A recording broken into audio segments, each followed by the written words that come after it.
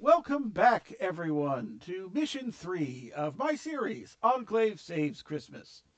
My name is Richard Tertulio, and if you don't know me from the first two parts of this series, you have some catching up to do before you continue watching. Um, I am here with three marvelous friends and fellow players, and I'm going to give them a chance to introduce themselves and their characters before we get started. Let us go ahead and begin with Tomáš. Tell us about yourself, and then number 9. Yes, hello, I'm Tomáš. I've been playing Enclave for almost 3 years now, maybe 2.5 years, something like that. And I am going to be playing number 9 today. An undead skeleton who is into metal, quad bikes, and all sort of that stuff. And of course, he is a big fan of Christmas. Not really. He hasn't been informed on what the holiday is about at all. So that's going to be new for him. But he is here to do a job, and when he heard that a job includes burning down a mountain, he was in. So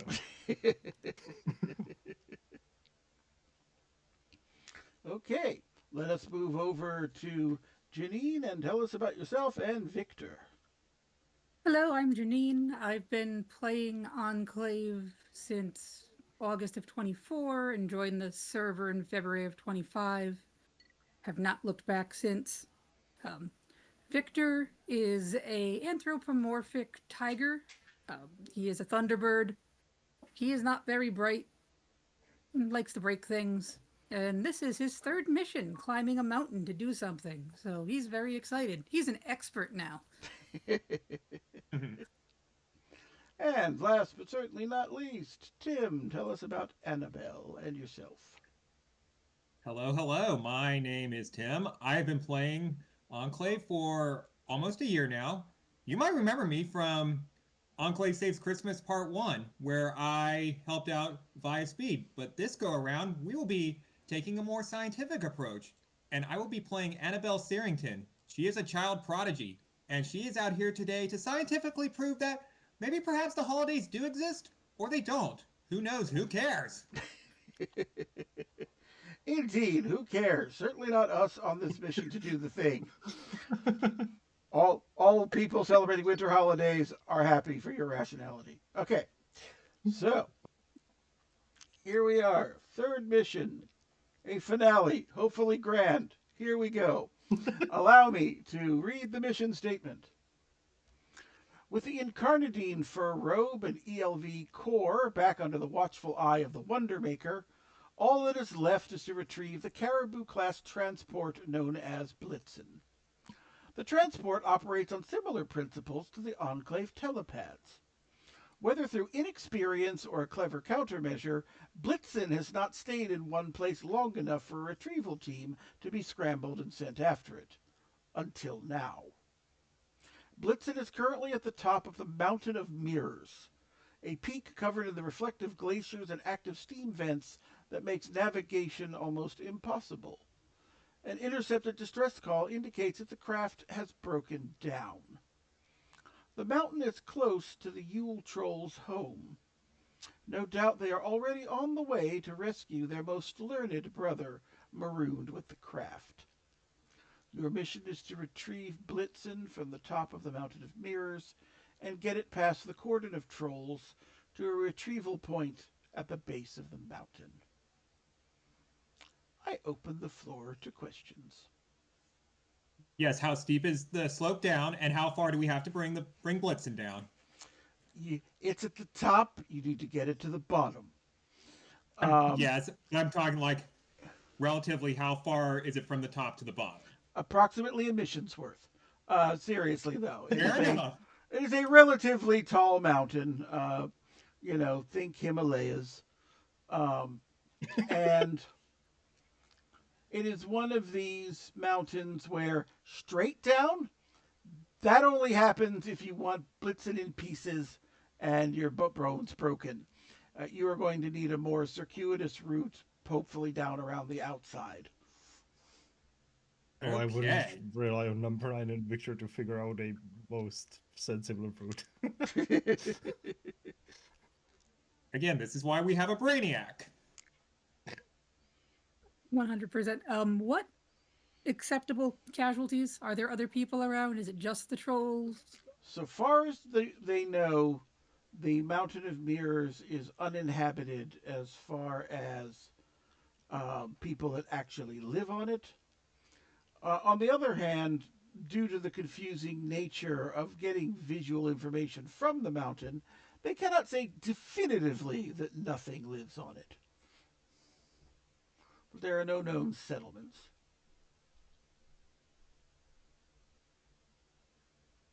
Interesting. Blitzen, are we talking like about an actual reindeer? Like, is that a creature? No. Like a real... No, it is the Caribou class transport. The way I described it in Mission 1 is imagine a small jet, take out the cockpit, insert a sleigh with control panels over it. It was last seen on fire, disappearing after a troll's hand hit some buttons on the control panel and it blinked out.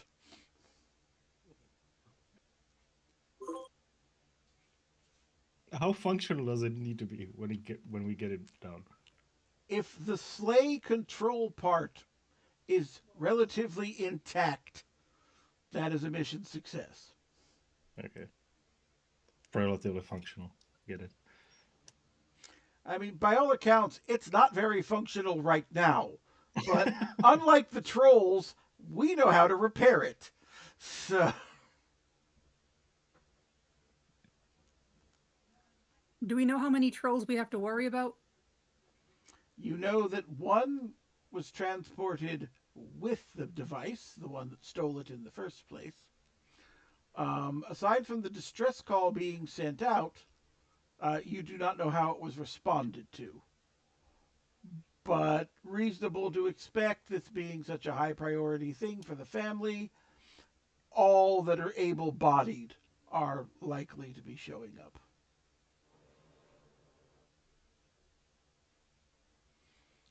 Do we know if they have any weaknesses? Not particularly. They have the strength and resilience of a troll in general. For all that they live in colder climes, they are not particularly vulnerable to fire. Honestly, if someone was to ask, it's that some of them are limited in their capacities, would be the way to put it. Each one of them basically has a specialty. And based on what's been seen so far, for thinking, it's only about 2 of them. So the rest are somewhere more in the level of a foot soldier. Fair enough. Weather, time of day? You are porting in somewhere around mid-morning. You are at the top of a mountain. It is rather cold. This mountain is generally sheathed in glaciers year-round. So, yeah, expect it to be quite cold. It is not currently snowing or anything along those lines. So relatively good visibility then? Depends where on the mountain you are. Because parts of the mountain are fed by geothermal hot spring, which creates these clouds of steam over parts of the mountain. Okay. It really depends on which area you're looking at. Okie dokie.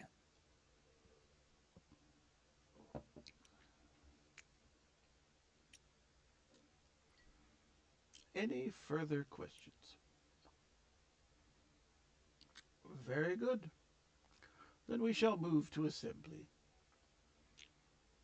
You have once again been summoned to the labyrinthine grey halls of Enclave HQ. Enticed and enjoying all the different shades of grey as you walk by them, your grey-robed attendant leading you inexorably onward in ever more roundabout routes.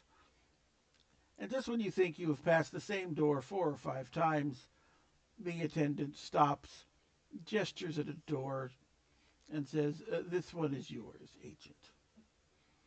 And Just because I'm just going to pick off the top of my head. Let's have Annabelle come in first. Okay, Annabelle. She's 19. She's about 5'2", 110 pounds. Slim build, black hair and a small ponytail. And she has on a brown blazer, brown slacks, and some brown boots. And over that is a white lab coat.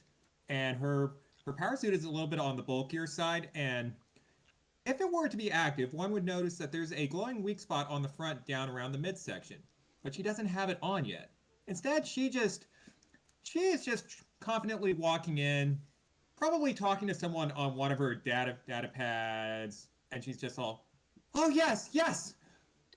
We will certainly figure out today if whether or not we can scientifically prove that the holidays are indeed a reality."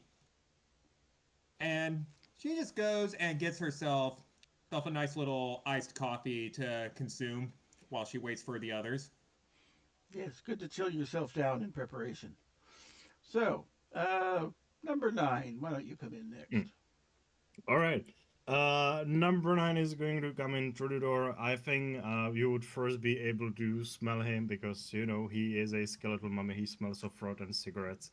So as he's coming into the assembly room, very pleasant smell immediately. He sees the fellow agent enjoying their coffee. So just nods, hey, and like waves a little with his cigarette.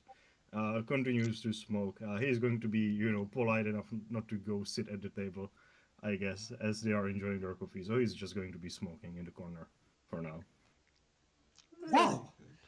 A skeleton! Yeah, that's me, yeah. Well, Human. well, Yeah. yeah. Annabelle's just like, well, after my first mission, which had a strong, I think, orcish fellow, I guess nothing surprises me anymore. I'm Annabelle Sarrington. I already have my master's and I'm working on my doctorate. I don't know what that is, but that sounds great. It is. And she gives him a big thumbs up. He returns a thumbs up. Yeah, let's have Viktor join the party. So Viktor comes in with his arm around his attendant, who probably, despite the fact doesn't have a face, looks uncomfortable with a giant tiger man having an arm around his shoulder. And he's very enthusiastically speaking. And there I was, in giant, horrible thing on top of volcano. And we are playing baseball to defeat the bad scientists. It was brilliant. Oh, hello, I'm Viktor. And Annabelle just looked and she's like, wow, an anthropomorphic tiger. Take that, zoology department.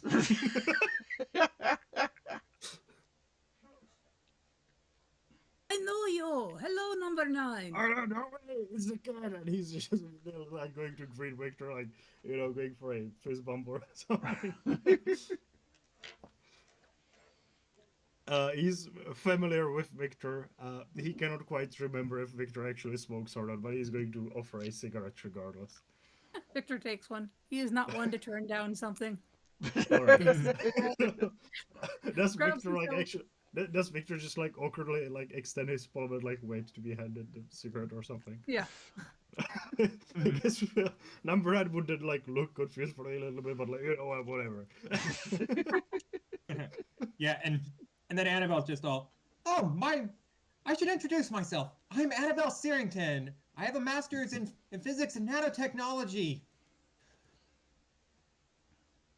I'm sure that's going to be very helpful. Nano, yes.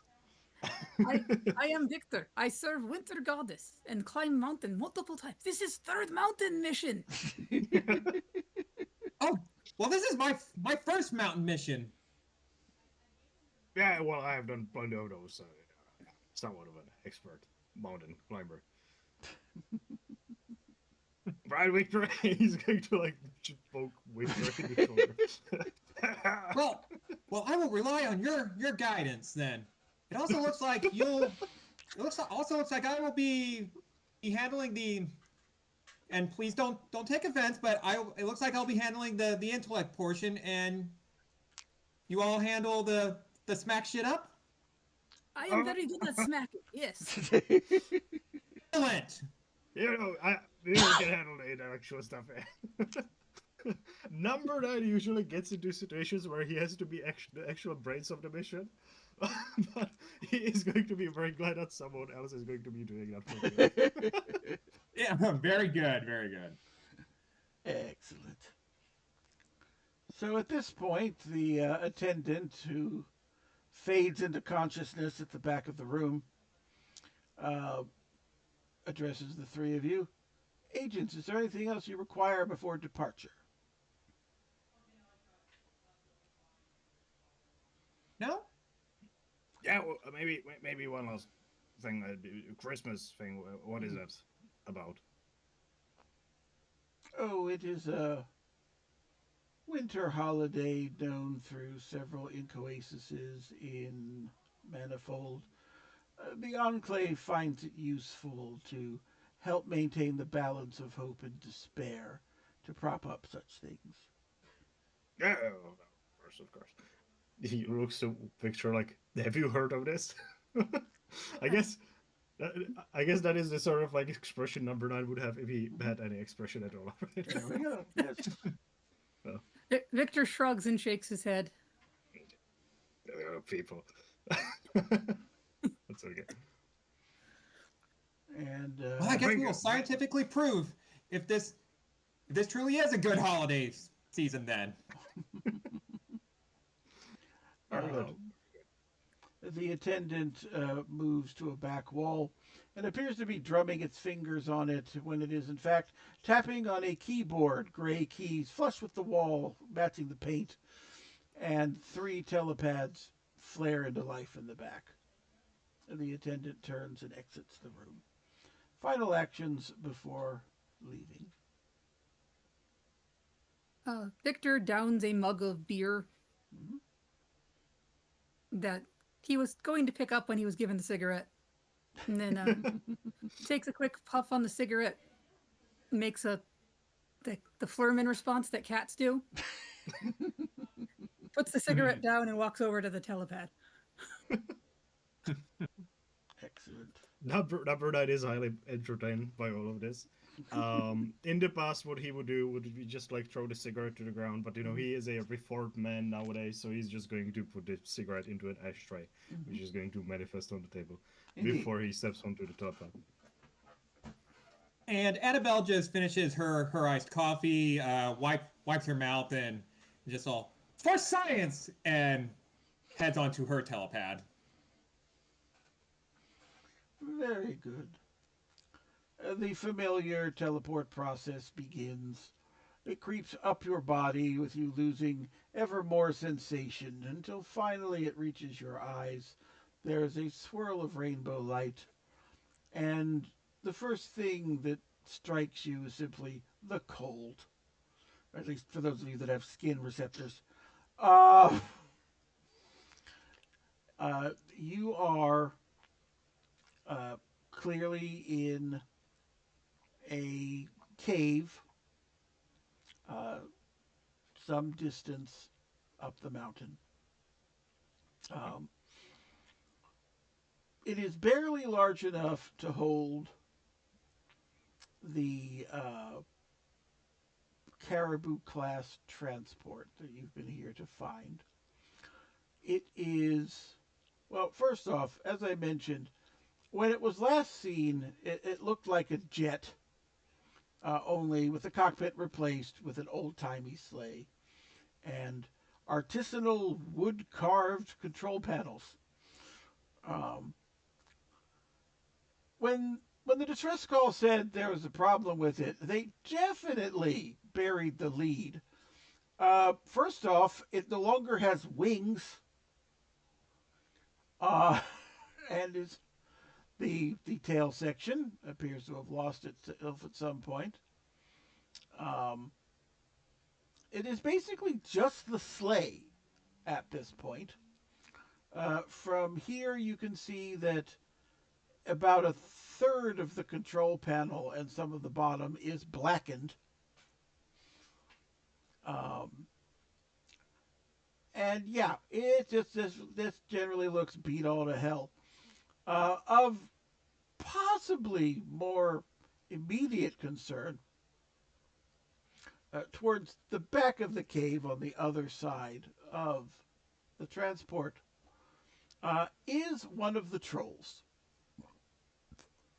And he is focusing on the patch of the wall that is before him that is a solid sheet of ice.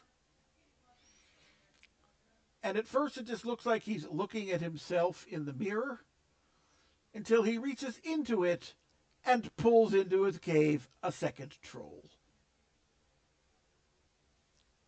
Immediate actions upon arrival. I'm gonna. Can we whisper before being heard? Yes, they have not yet turned and seen you. Mm. Or at least the one that is pulling the one out of the wall has not seen you. The one that's coming out of the wall when they come to their senses will no doubt see you immediately. Yeah, beautiful. Well, so we try to negotiate, right? I mean, I know it's not gonna work, but it's the polite thing to do, though. Is that option with big dumb things? I mean, I don't know. Let's see. we could try, but As these are the Yeah, ones I that stole this thing in the first place, probably not gonna work. But you know. You know, I could try to trade for something, and he's like reaching into his pocket for a cigarette. And Victor will slowly pull out his mace, but not in an aggressive manner, and say, well, if his problem, I can hit ground and freeze them temporarily. And then we can jump and slay and escape, yes? Yes. and I also have these, she says as she pats her side where her thrusters are. So number 9 has his quad bike next to him, I would imagine, right? Yes. I'll try to negotiate. If it doesn't work, we just go ahead and I will catch up to you at some point. Yeah, number 9 is going to approach the trolls, I guess, Okay. with a coach gun in his right hand, but aiming to the ground, like not raise, right? And a cigarette, already pre-lit, by the way, in his left hand, which is sort of like holding out forwards. All righty then. You approach the trolls. The first, well, I should say, the one that comes out of the wall is, of course, the one to note you first. And without even a word or a thought, immediately lunges forward to try to land a punch into your face. I think I have 2 pluses to spread. I want to do an inference here. Certainly. Is this the sort of a punch that is intended to kill me, or is he like trying to like send me to the ground to like take care of the threat and then maybe talk afterwards? Or does No, it seem he's, like he's trying to take you down. Okay. In that case, I want to do an arcade manifestation with my cigarette. Okay. I was offering the cigarette, right? Right. The cigarette is a church warden pipe, so it has the calming property. Right. I was doing this in a good graces, right? I was being very polite, but since I'm being attacked, I would instead like to pretty much revert the effect, the calming effect, and just toss the cigarette into his face and turn it into a bunch of embers, like. Easily done. Good. The embers fly into its face, and it clearly hurts. It doesn't really stop his momentum. However, he does kind of do the thing to slap at his face with the offhand. Yeah. And as I have thrown the cigarette with my one hand, with the other I'm going to be bringing up my coach gun. So I have 2 hands on the coach gun. Right. I fire at the troll. I guess central mass, not necessarily like aiming for a face. And I want to use the knockback of my coach gun to just like send me towards my quad bike. Okay, sounds good. It's just like straight onto the seat. Okay. Pretty much. Let me just take a quick peek at your stats here. All right.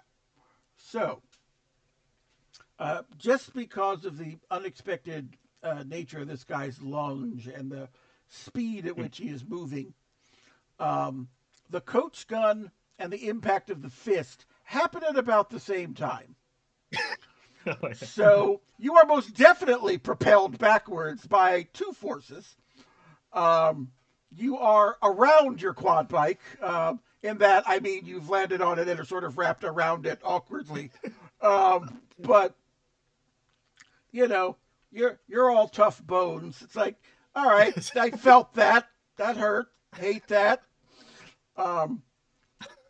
However, your coach gun sending him flying backwards, that troll slams into the wall of ice that it just emerged from, and that mirror-like surface that the other one was working on shatters. Okay. And the one that pulled the other one through turns around at this point, and the trolls are clearly related to each other. They've got the gray fur and the tusks and the whole thing. The one that was pulled through the wall has a good head taller on the one that was working with the ice. And the one that turned around has a pair of half-moon spectacles on its face. Does that one look like he's going to be negotiating? Well, he might talk to you. I don't know about negotiating. So, Right, well, I now, guess now while all that was happening, Viktor and or Annabelle, anything you would like to do? Viktor is taking his mace, and as soon as the one with the half-moon glasses turns around, he's going to take his mace and slam it into the ground to activate his perk on Thunderclap. Okay. So he smiles and says, "Hello, I am Viktor. It's nice to meet you." And slams it onto the ground, issuing forth a sphere of ice that strikes the troll, hopefully. Okay. Yep. And as Viktor is doing that, Annabelle readies one of her thrusters in, and she doesn't even say anything. She just chucks it downrange. Okay. So, we'll go with the mace first. It slams down, and your sphere of cold rushes out towards the pair of them. The one with the half-moon spectacles simply does a cutting gesture, and you see the cold part to either side of them.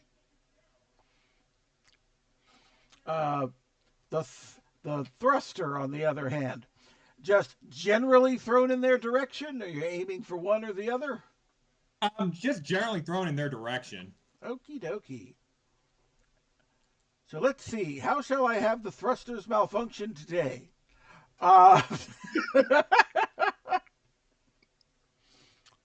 So, the thruster is duly tossed. Actually, I will ask the question. Are you basically activating it, letting it fly there, or is the idea like tossing it like a grenade, assuming it will activate when it gets there? What's your intention?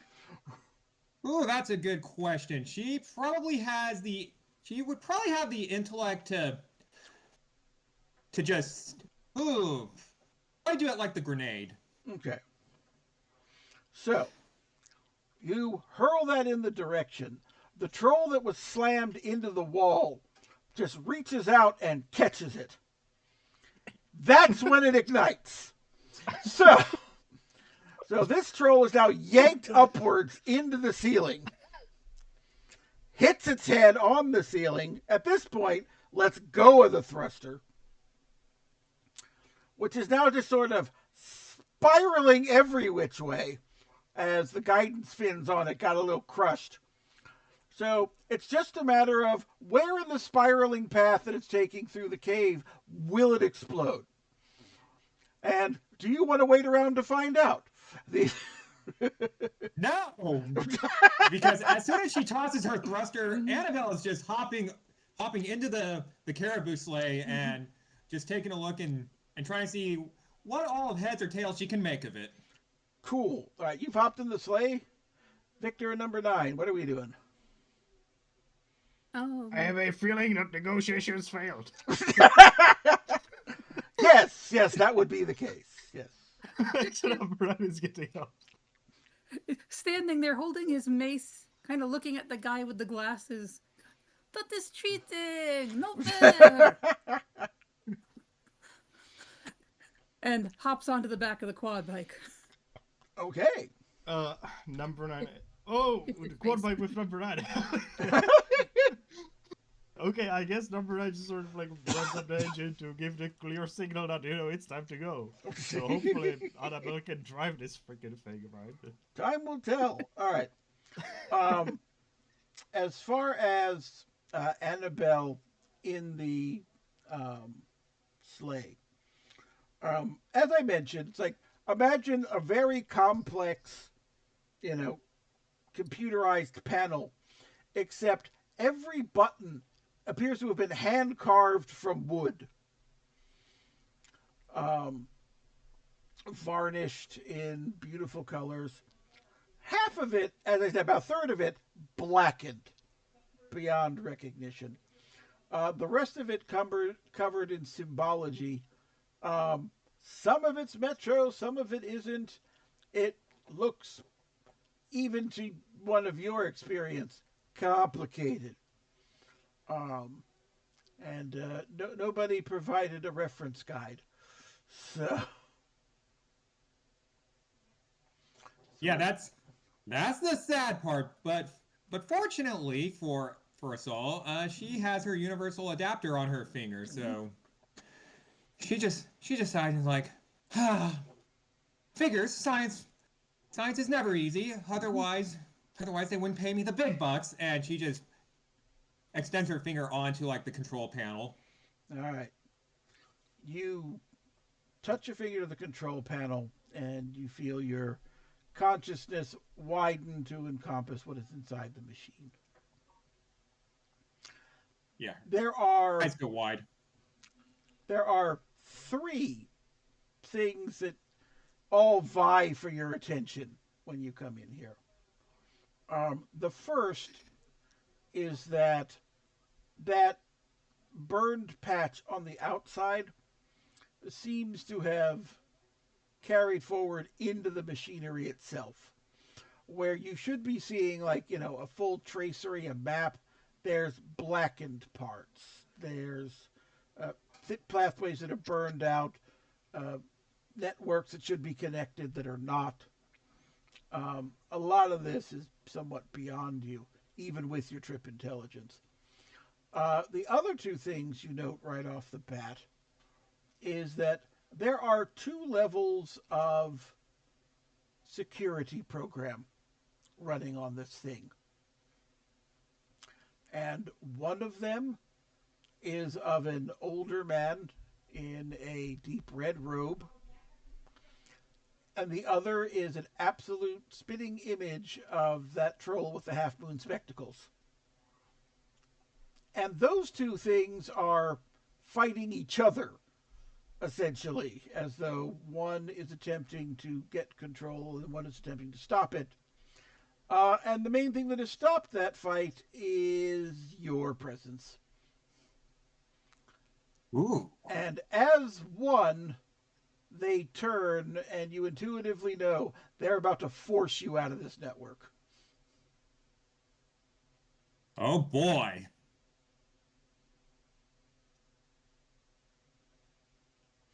You've got like a split second to try something before they can do that.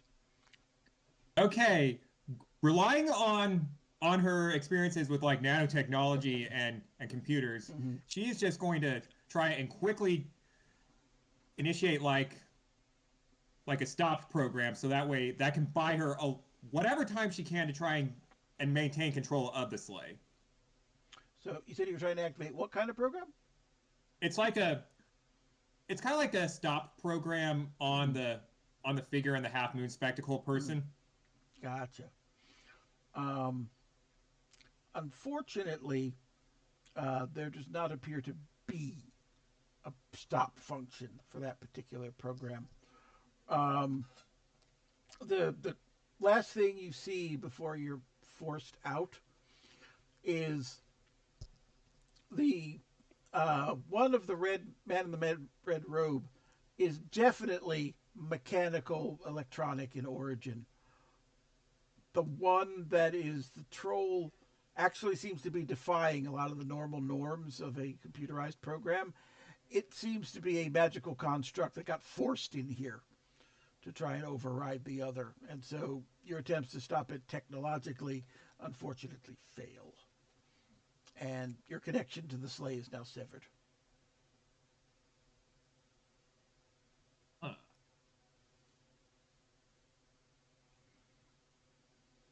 Oh, Annabelle sighs as she's booted out. We need to. She just says we need to deal with the spectacle man before we can get this thing rolling.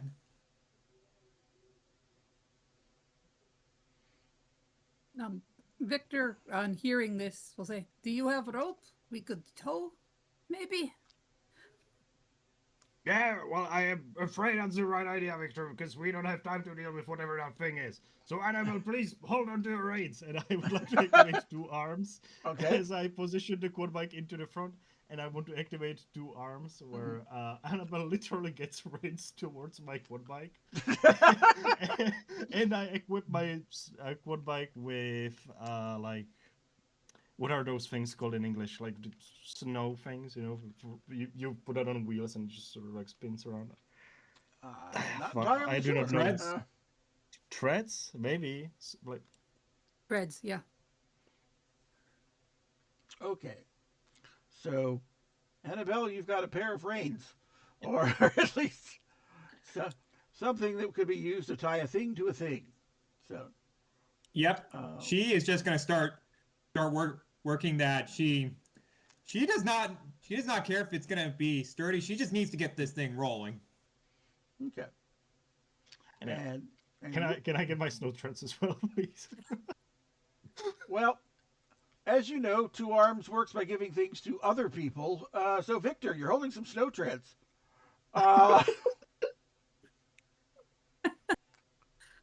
Now, getting them onto the bike, that might be tricky. She's probably just shouting like, put that tread over there. He looks down at them, looks at Annabelle, hops down and tries to get them on the tires. What? You know, Victor, you're figuring it out. I fully trust you. And he's just going to give him an overtly like powerful pat on the back. Like, I think normal person would be sent to the ground, but this is Victor. So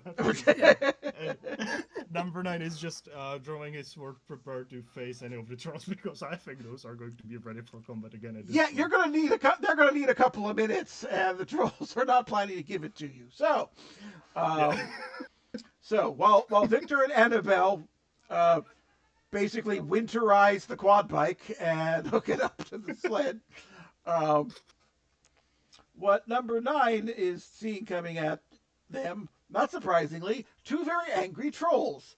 The one that like slammed into the ceiling and came down took a few moments to steady itself, but has finally found which direction his feet are supposed to go in.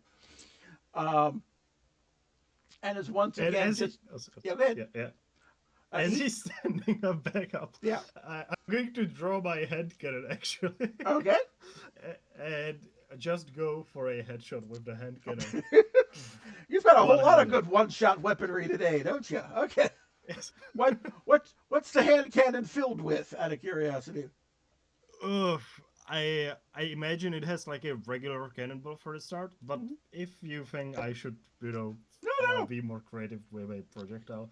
No, I'm just always amused at whatever answer I get to that question. Yeah, so I ask. Okay. Well, so I think if there would be like a broken propeller somewhere on the ground, I would actually use that as a projectile.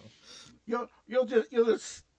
Okay, so you got a cannonball in there normally, and you're like, let's put some debris in there for good measure. And no, like a propeller, if anything like that is in here. I think it would fit, right? Yeah, not a propeller per se, but like some bits of wing, definitely you can get in there. Nice.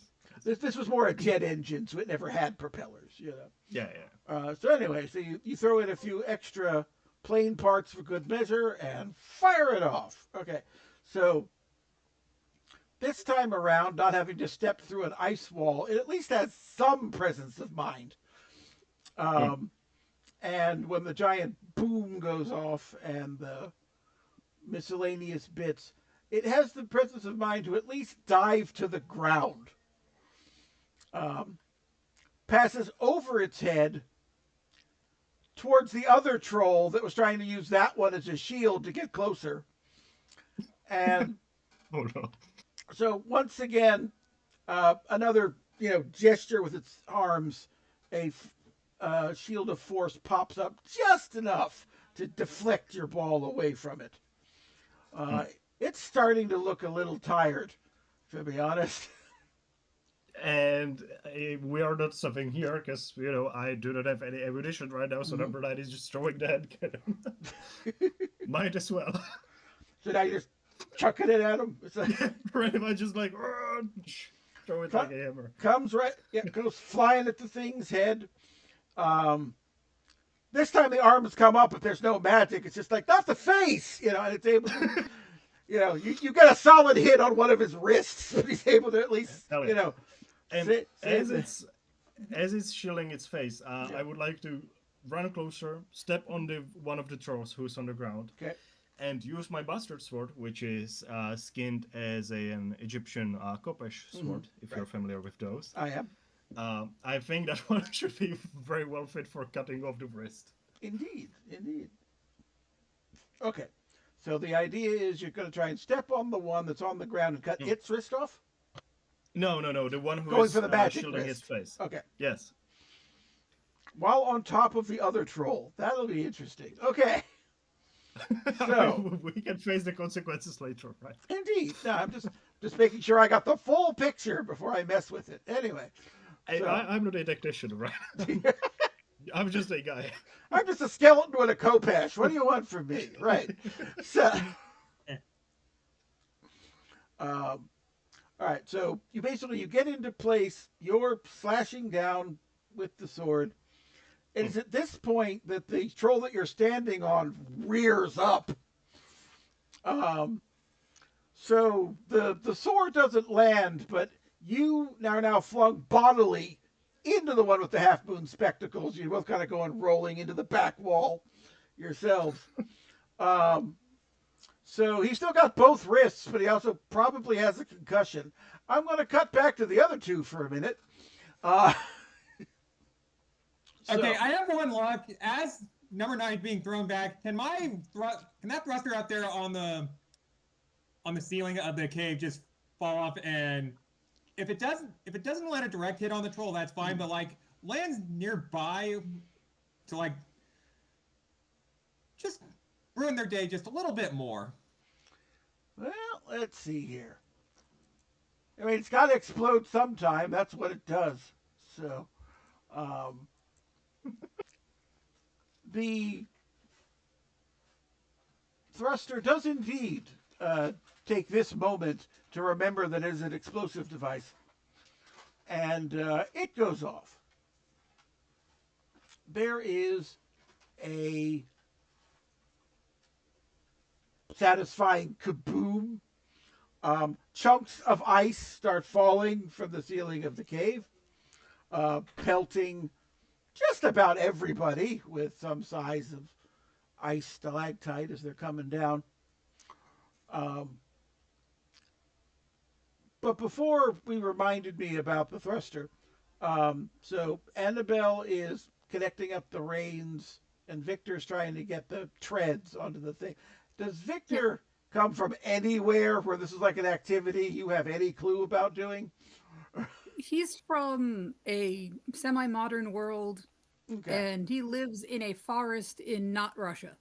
Gotcha. So putting treads on tires is probably something he's relatively familiar with, or more likely taking them off because he sabotages loggers' camps.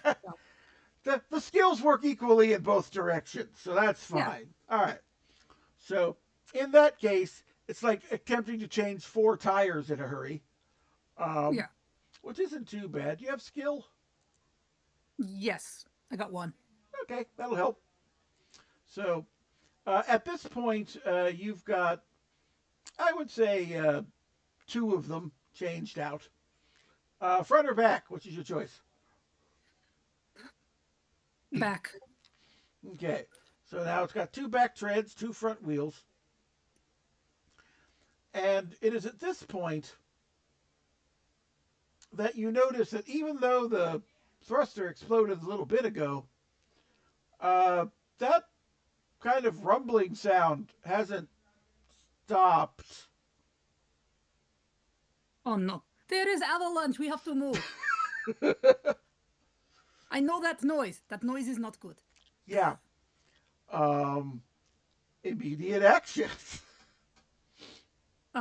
He's gonna hop on the quad bike and hope that the rear tires is enough to make it go.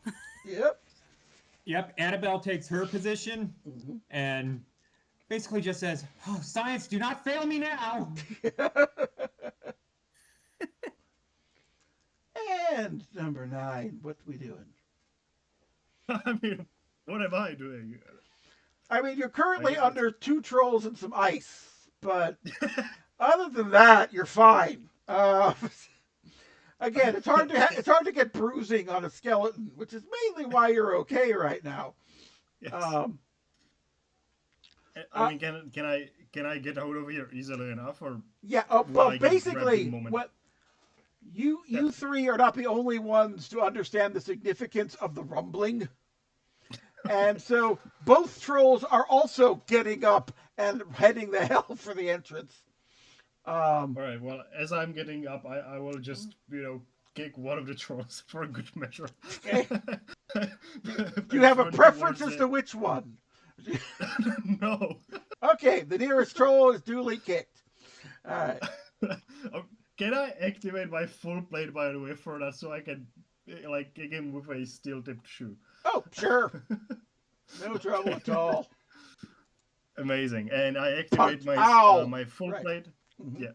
I activate my full plate, which on number 9 is padded racing gear, right? To get on the quad bike, start the engine, and just bolt. Okay. So you run over, jump on the quad bike. Yeah, go ahead. One thing, I'm not going to be waiting for the engine to start, because apparently we do not have time, and there's trolls in here as well. So I'm aiming with the coach gun back at the trolls and firing, and I'm using the dash to propel the quad bike forward before the engine even starts. Okay. So, which is a general good idea, because there are still the 2 trolls running towards the entrance. Again, yes. You've got the muscled one, and you got the one with the moon glasses. Who are you pointing your coach gun at? Either one in specific? No. Okay, fair enough. Just sort of backwards. It's fired in a general direction. Okay. Yes. So it does indeed propel you into the seat of your bike. Viktor's able to get on board.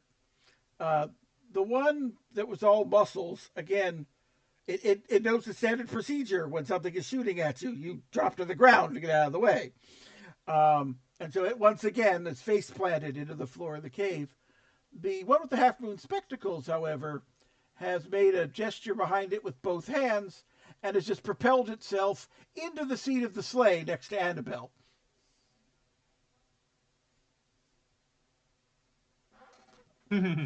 Action. Okay. Alrighty. He's gonna grab one of his fulgurites and hurl it at the guy with the glasses. Okay. And at that exact same moment, I also want to activate your only weakness, and she will. And as the troll appears and Viktor throws, she's like, "You have fallen into the greatest trap of all traps. For you see, your teleportation has made it so that way for a few seconds you cannot do anything as something hits you, and it will send you flying backwards, in fact." I love that you're using science to explain how his magic works. That pleases me greatly. Uh, uh, the bolt of lightning fires out. Um, you do see again the warning gesture coming up, and nothing happening because of apparent magical interference. Um, the lightning bolt slams into the troll. He does go flying backwards into his fellow troll who had just gotten back up. So, knocking them back one more step. Annabelle's hair is standing up straight on edge because that lightning bolt came awful close. That is fine.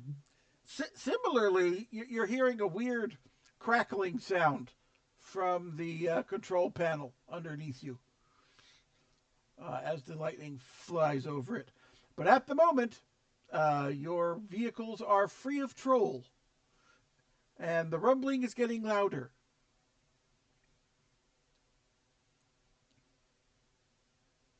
Drive.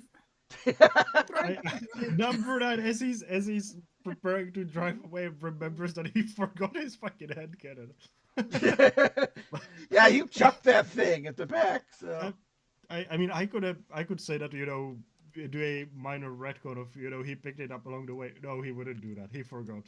He remembers now, but I think it's too late. We just have to go. And no, he'll get a new one later. That'll be fine. Anyway. All right. So yeah, full speed ahead. Fire up the quad bike and away we go. Yes. All right. And so you get it going. A little bit of resistance at first, but eventually the sleigh starts to move because it's, of course, on runners more than anything else. And you get out of the cave. You basically have two potential routes in front of you. There does appear to be something of a not exactly carved out path, but a smoother area that seems to be winding around part of the summit from here. Your other option would be to go the more sheer route, going directly down a glacier.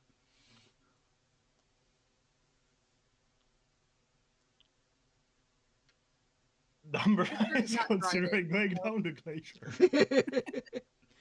Didn't really think you... I mean, even odds. What do you want to do? So... Can I see what is below the glacier?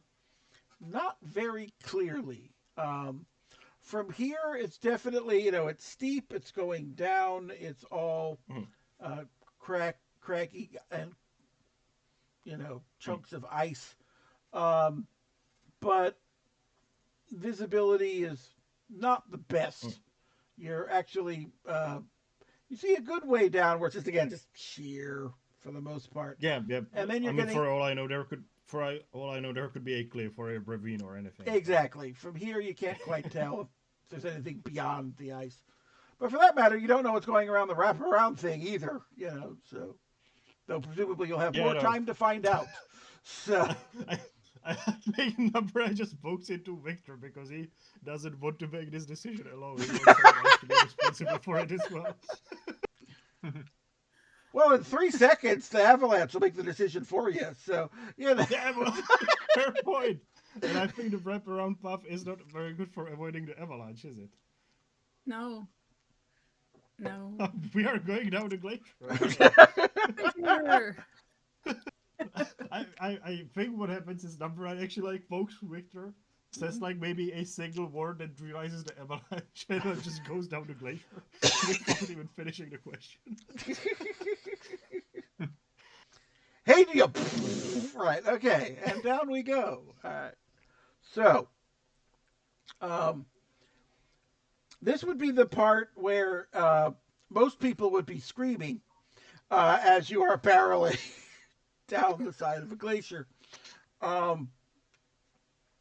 The hitch of the sleigh to the quad bike is holding.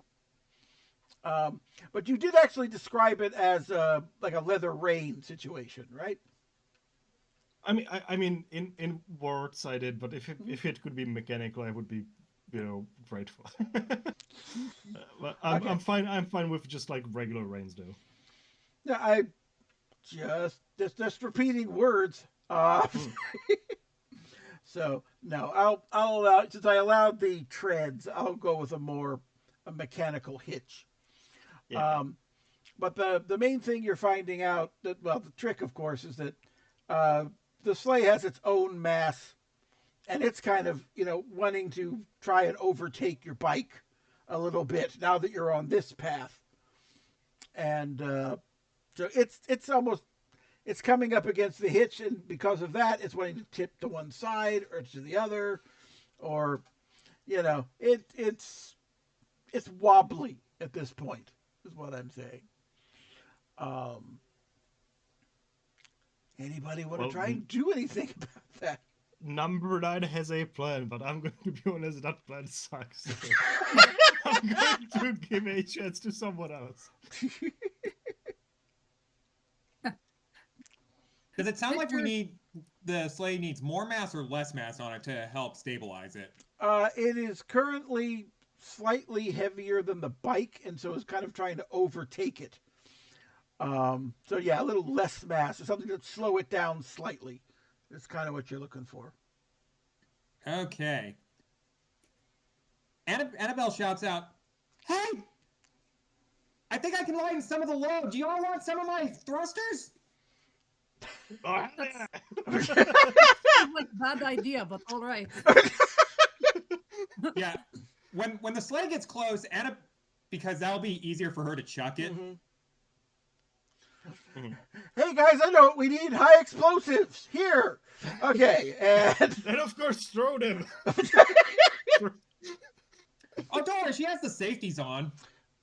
sure you do. Okay. Because that works so well with thrusters. I want to point out number 9 has 0 pluses to skill. And Yeah, 0 I pluses was to noting that reflex. just now. I Yeah. think that's why she's gonna focus more on throwing them to Viktor. At least Okay, so a pair of thrusters are duly tossed over. This unfortunately does not appreciably lower the mass of the sleigh, though it's helped a little bit. The is Victor just hanging on to the rockets, or have you got like a cutting plan now that you've been handed 2 pieces of high ordnance? So, Victor does not do cunning plans. cool. Are they? I will accept stupid appear to be- plans if you've got those. Do they appear to be activated? no. No, but there's like this big red button on it. That probably does it. Victor's going to look at the thrusters and look at the side of the quad bike. Look at the thrusters. Look at the side of the quad bike. And go, I have a plan. Yeah. Carry on. Yeah, right, go ahead. All right. He sticks one of the thrusters to the side of the quad bike and pushes the button. Perfectly safe. So, Perfectly safe. just to be absolutely clear, where have we stuck the thruster? Near the side of the quad bike. So, left side, right side? Let's go with right side. All right. You stick one onto the right side, you hit the big red button, and the quad bike makes a sharp left turn as this huge source of acceleration on this side of the bike forces you in that direction. On the plus side, you no longer have the problem of the sleigh trying to overcome the bike, because the bike is now going much faster than it was a minute ago. Admittedly, out of control and in a completely different direction. But, you know, you don't have to worry about the sleigh overtaking you. I am now counting down in my head as to when the thruster will explode. Anyway. All right. Can I say that number I was sort of expecting that to happen? Worried about this, and despite the fact that he doesn't have any pluses to intelligence, but he's not that stupid. Yeah. Viktor knows this thing is going to explode, so once it's picked up some speed, he's going to try to throw it off the side of the bike. Cool. All right. No, so you don't know when it's going to explode. That's the fun part. So you're like, let's play chicken. How many seconds you give it? 4. Cool. You have a luck stat. It goes off at 6. Yay. So you cut it away. It falls to the side. It explodes. A second, now nearer avalanche of ice is just now forming on the glacier where that one came out. Don't worry, it'll be overtaken by the original one pretty soon. But,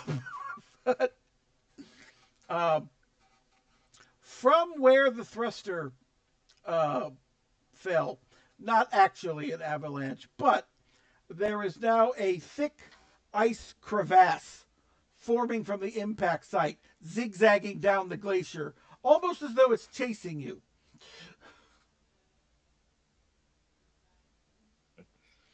The good news is that without the thruster on side, you can actually control your direction of the quad bike now. Oh, I was going to do something. Go right ahead. You said that we took a sharp left turn, right? Yes, you did. Immediately, as we take a sharp left turn, I think this would be happening at the same time as like Viktor is reaching to toss the thruster.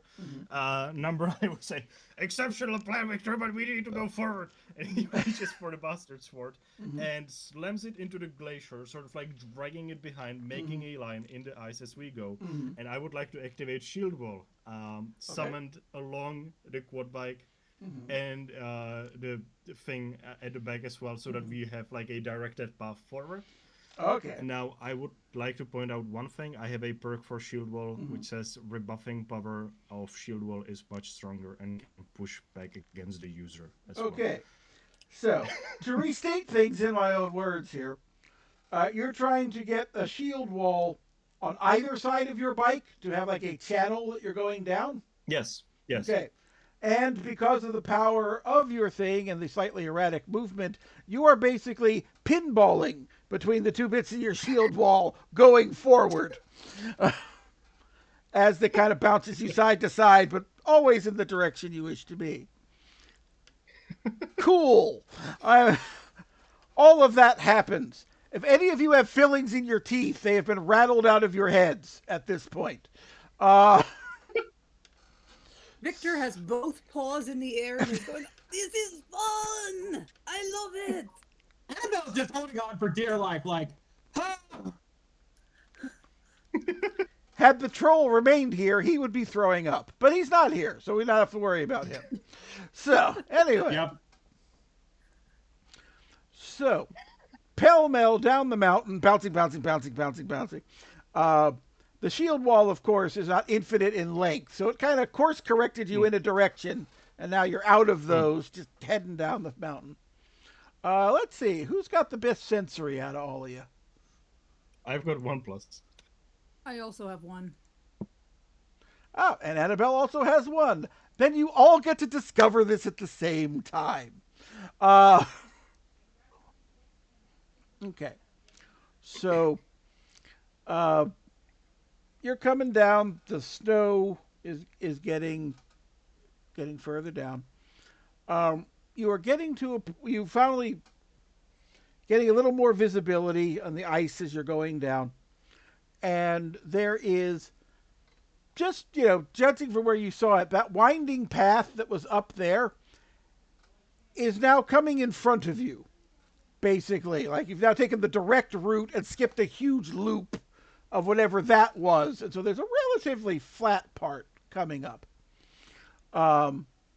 Which gives you the options of either trying to turn onto it, either left or right, or having to kind of ramp off it into whatever the next part of the mountain down brings you. Well, Victor is with me at the quad bike, so he's in front, right? Yeah. Annabelle is a bit further back. Yeah. So I look to Victor for guidance. That's what people do. So, I think we should turn, yes, slow down a bit, because, don't know how big drop is. Are you sure we want to slow down? And he just like points behind us. And can Victor get any idea of how big the drop would be if they stayed straight? Well, that it's going to be a drop is sort of a given, what with you being on top of the mountain. What exactly it is, no. The path bit is wide enough that you cannot see beyond it until you are basically tipped over and going down. The only way to find that out is you could do like a quick turn to the left or right, then maybe you'd have a minute or two to see what's down there. Because you could always turn your bike to turn off, if that's what you wanted to do. Yeah. Let's go with that plan. So turn that way, and then if not that drop, we turn straight, yes? Yeah, sure. He's just going to turn, and he's regretting the fact he didn't pick up common item parachute. Okay. Now, Annabelle. Yes. You see that the quad bike is starting to turn right, and you see, of course, the flat bit there, the path he's trying to turn onto, and you also know how momentum works. With your with your 3 intelligence, if he makes a sharp enough turn to get on there, you're likely swinging out. She's gonna call out, gradual soft turn. You don't want me flying. But doesn't Slave fly? No, but if he turns sharp, I go flying, and you don't want that. Well, then make it fly for fuck's sake. I mean, I guess number 9 is going to make a bit of a softer turn, but like, it's not like we can do a very soft turn in the first place going down a glacier, right? Yeah. There's only so much you can do here. And Annabelle, I'm just going to put it this way. This is a moment where you've got to science the shit out of this. Because there's only so much a gradual turn's going to get you. Okay. Well, she does have her power suit that she can get into, which would help cushion some of the impact, and also. Well, just to put the full scenario, but basically what will happen is when they turn, the sleigh is going to pivot on the connection, and when it goes off the mountain, so does the attached bike. This is the entire system rolling down, unless you're able to do something to try and course correct. Okay. Believe you still got 2 thrusters. Yes, she has 2 thrusters still. Basically, she's going to attach them to the sleigh, so that way. Oh, what side is going to be turning onto the mountain or going off the mountain, because she wants to do it on whatever side is going to make sure that she stays on. We will take it as read that you put it on the side that keeps you on the mountain. We will worry about the physics later. Okay. Yes. All right. So. And as she's attaching it, she's like, "Oh, gotta science the shit out of this. Science the shit out of this." Because why not steal a good reference when it's right there in front of you? Okay, so. Exactly. So, number 9 makes the turn. You hit the one thruster. It gives you enough counter force that instead of going careening off the mountain, the pair of you are now on that windy bit. You can no longer see what's up there, but the rumbling has not subsided. You're now zipping down this relatively flatter bit. And immediately you can see the way this path is going. It's meant to be coming around the mountain, and it's coming. How to describe this? You can see coming up before the next turn around and down, there is actually a cleft in the rock. It is large enough that both vehicles could slide in through if you wanted to try turning into the mountain. That might be a good plan. Avoid avalanche. If we do that, are we going to be safe from the avalanche, or is it like large enough of an opening that the avalanche would get in? Depends on how deep the cleft goes in. Assuming you can still travel in further, it may seal the entrance, but it's probably not going to pile in. Sounds perfectly safe. We are going there. All right. You make the sharpest right turn you have ever made in your life.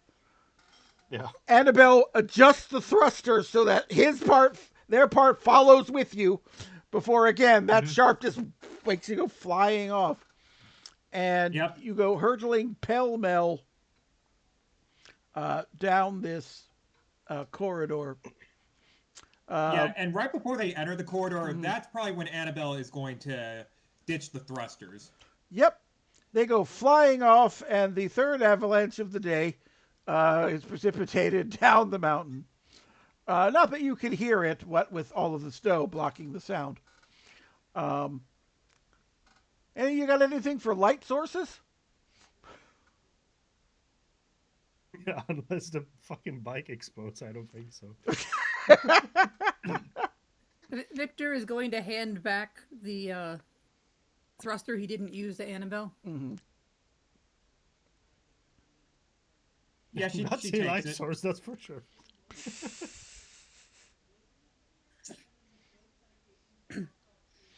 Okay, so are we attempting to use the thruster as a torch, or do we have another plan?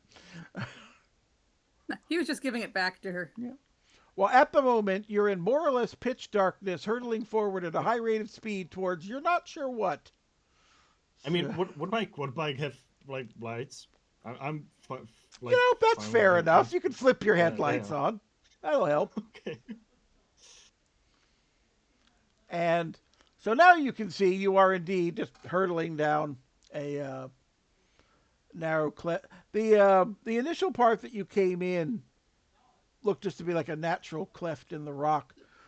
Getting in here, it actually looks like the stone may have been worked at some point. Rougher edges smoothed down, that sort of thing. We are absolutely descending into the troll town. I'm pretty sure. Oops. So, here be Balrog. No, I'm not doing that to you. Anyway, but so after for the first couple of however long, you just again burning off all the momentum that you generated coming down the glacier, and it actually takes a couple of minutes before your bike's wheels and treads like engage and you're actually moving along the ground like a bike should. And you can actually, for the first time in a while, feel that you're pulling a sleigh because the gravity is now, working to allow that sort of thing. So you're under full control. After another couple of minutes, you can see that you're, well, actually, what you see is just a great mass of light directly in front of you. Like at first there was nothing, and now it's like there's so many pairs of lights coming back at you.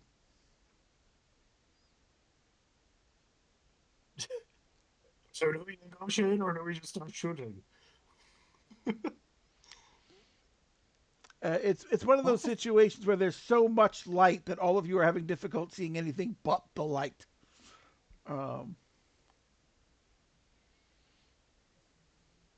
And those seem to be artificial, right?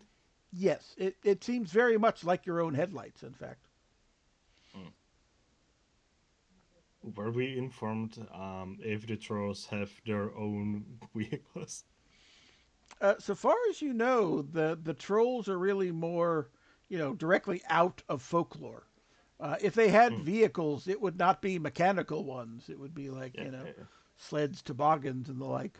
So. All right, I guess in that case, somebody is just reaching into his pocket for a cigarette. So that we have a little bit of a break. He's going to wait and see if, like, whatever is on the end of the tunnel is going to start speaking or shooting. Okay. So, after a couple of minutes, your eyes kind of adjust to the light a little bit, and you're able to discover that all of that light actually appears to be your own headlights reflected back at you.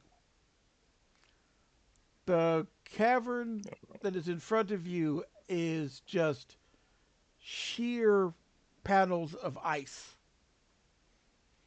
all over the place.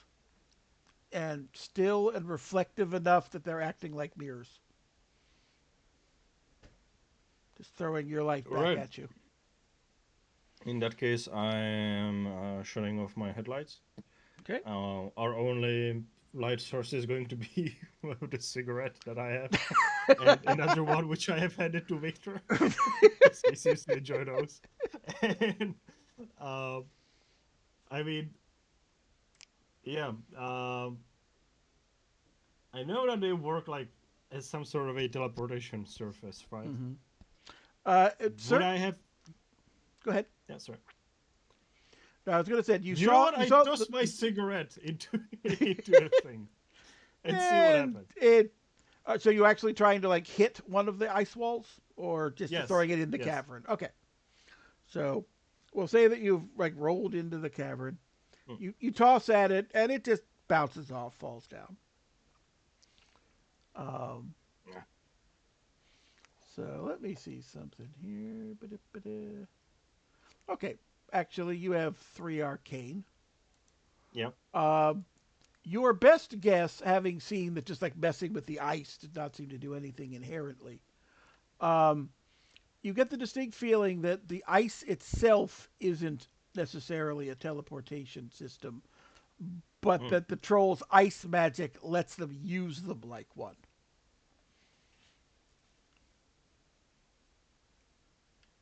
Well, this seems like a very safe place to be. That's for sure. All right.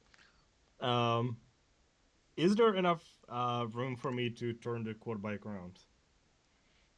Yes. Yes, it is a fairly large cavern. All right, we do not want to stick around here, right?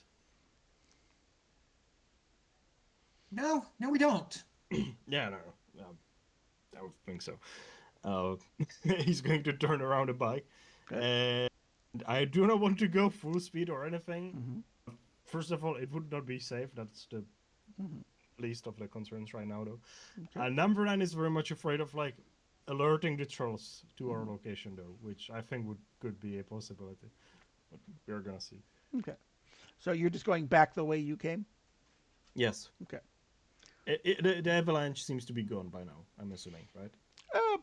Well, again, kind of hard to tell because whatever sound it's making is not really penetrating this cavern. But from what at least certainly Viktor knows of earthquakes, not earthquakes, avalanches. Yeah, usually the snow is pretty fast moving. It has likely moved past your position at this point. All right. Then we turn around, and as we do, Umbrella is just going to turn around and say, "So, any plans about, you know, the avalanche? Anything we can do about it?" Ah, I guess we'll have to see how deep it is and what we will have to go through. I suspect it's going to be a snow, lots of snow. Snow and ice, to be sure. Okay. Yes, it might be lots of snow, but maybe I can make some rain to melt some of snow. Yes, but we have to get through first. Yeah. Right. Okay. So you go back down, uh, and you basically hit where the exit should be and are met by a solid wall of snow and ice. So um, you would estimate it came in a little bit. So you're probably looking at 4 or 5 feet, maybe, based on how much it's come into the corridor here.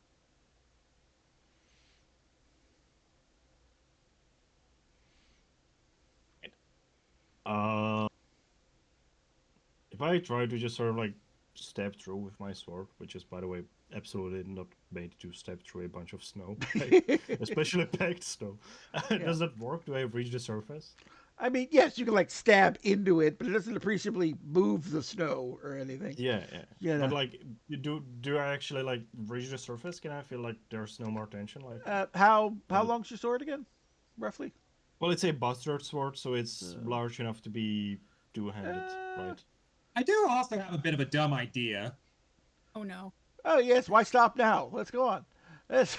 Okay, I'm gonna activate Behold and bring out something that'll help with clearing out this little snow predicament. So Annabelle just looks at this and she just looks to her team and she shouts, "Behold! I knew something like this was going to happen, and very much so. I have just the cure for what ails us right now." And she knocks on a little bit of like the cavern wall and it breaks apart, bringing out like this, like a little bit of like a small portable flamethrower thing. Behold the Snow Melter 4000, powered by the genius of physics and nanotechnology. All you have to do is just point at whatever icy thing is in your way, pull the trigger, and in a few moments, it is gone just like that. Oh, his flamethrower. I know that. Let me see. Here, would you And two she like to off- throw flame? There you go. Yeah, she offers it, and she just tells Victor, "Huh. Now just remember, this is a very proprietary piece of equipment right there, so don't go too crazy. I do have to present this to the university after all." For Well, Mac, that certainly works.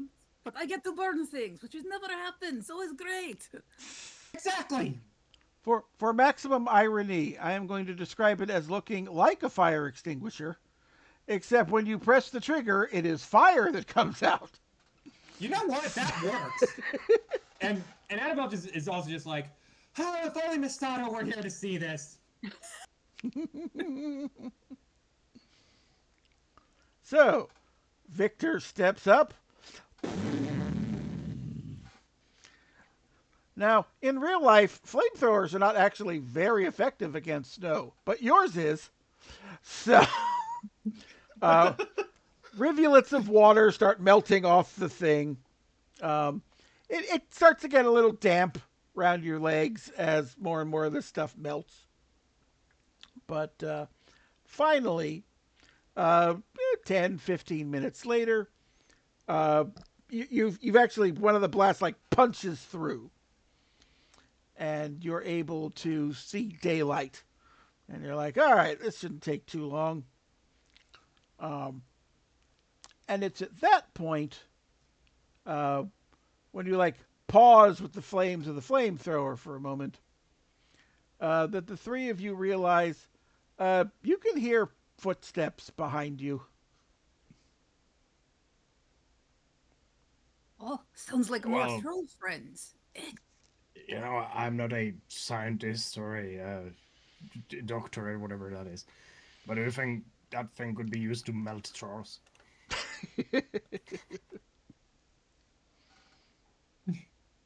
Well, that depends. If it's just one of them, I have an idea. But if there's more than one, not so much.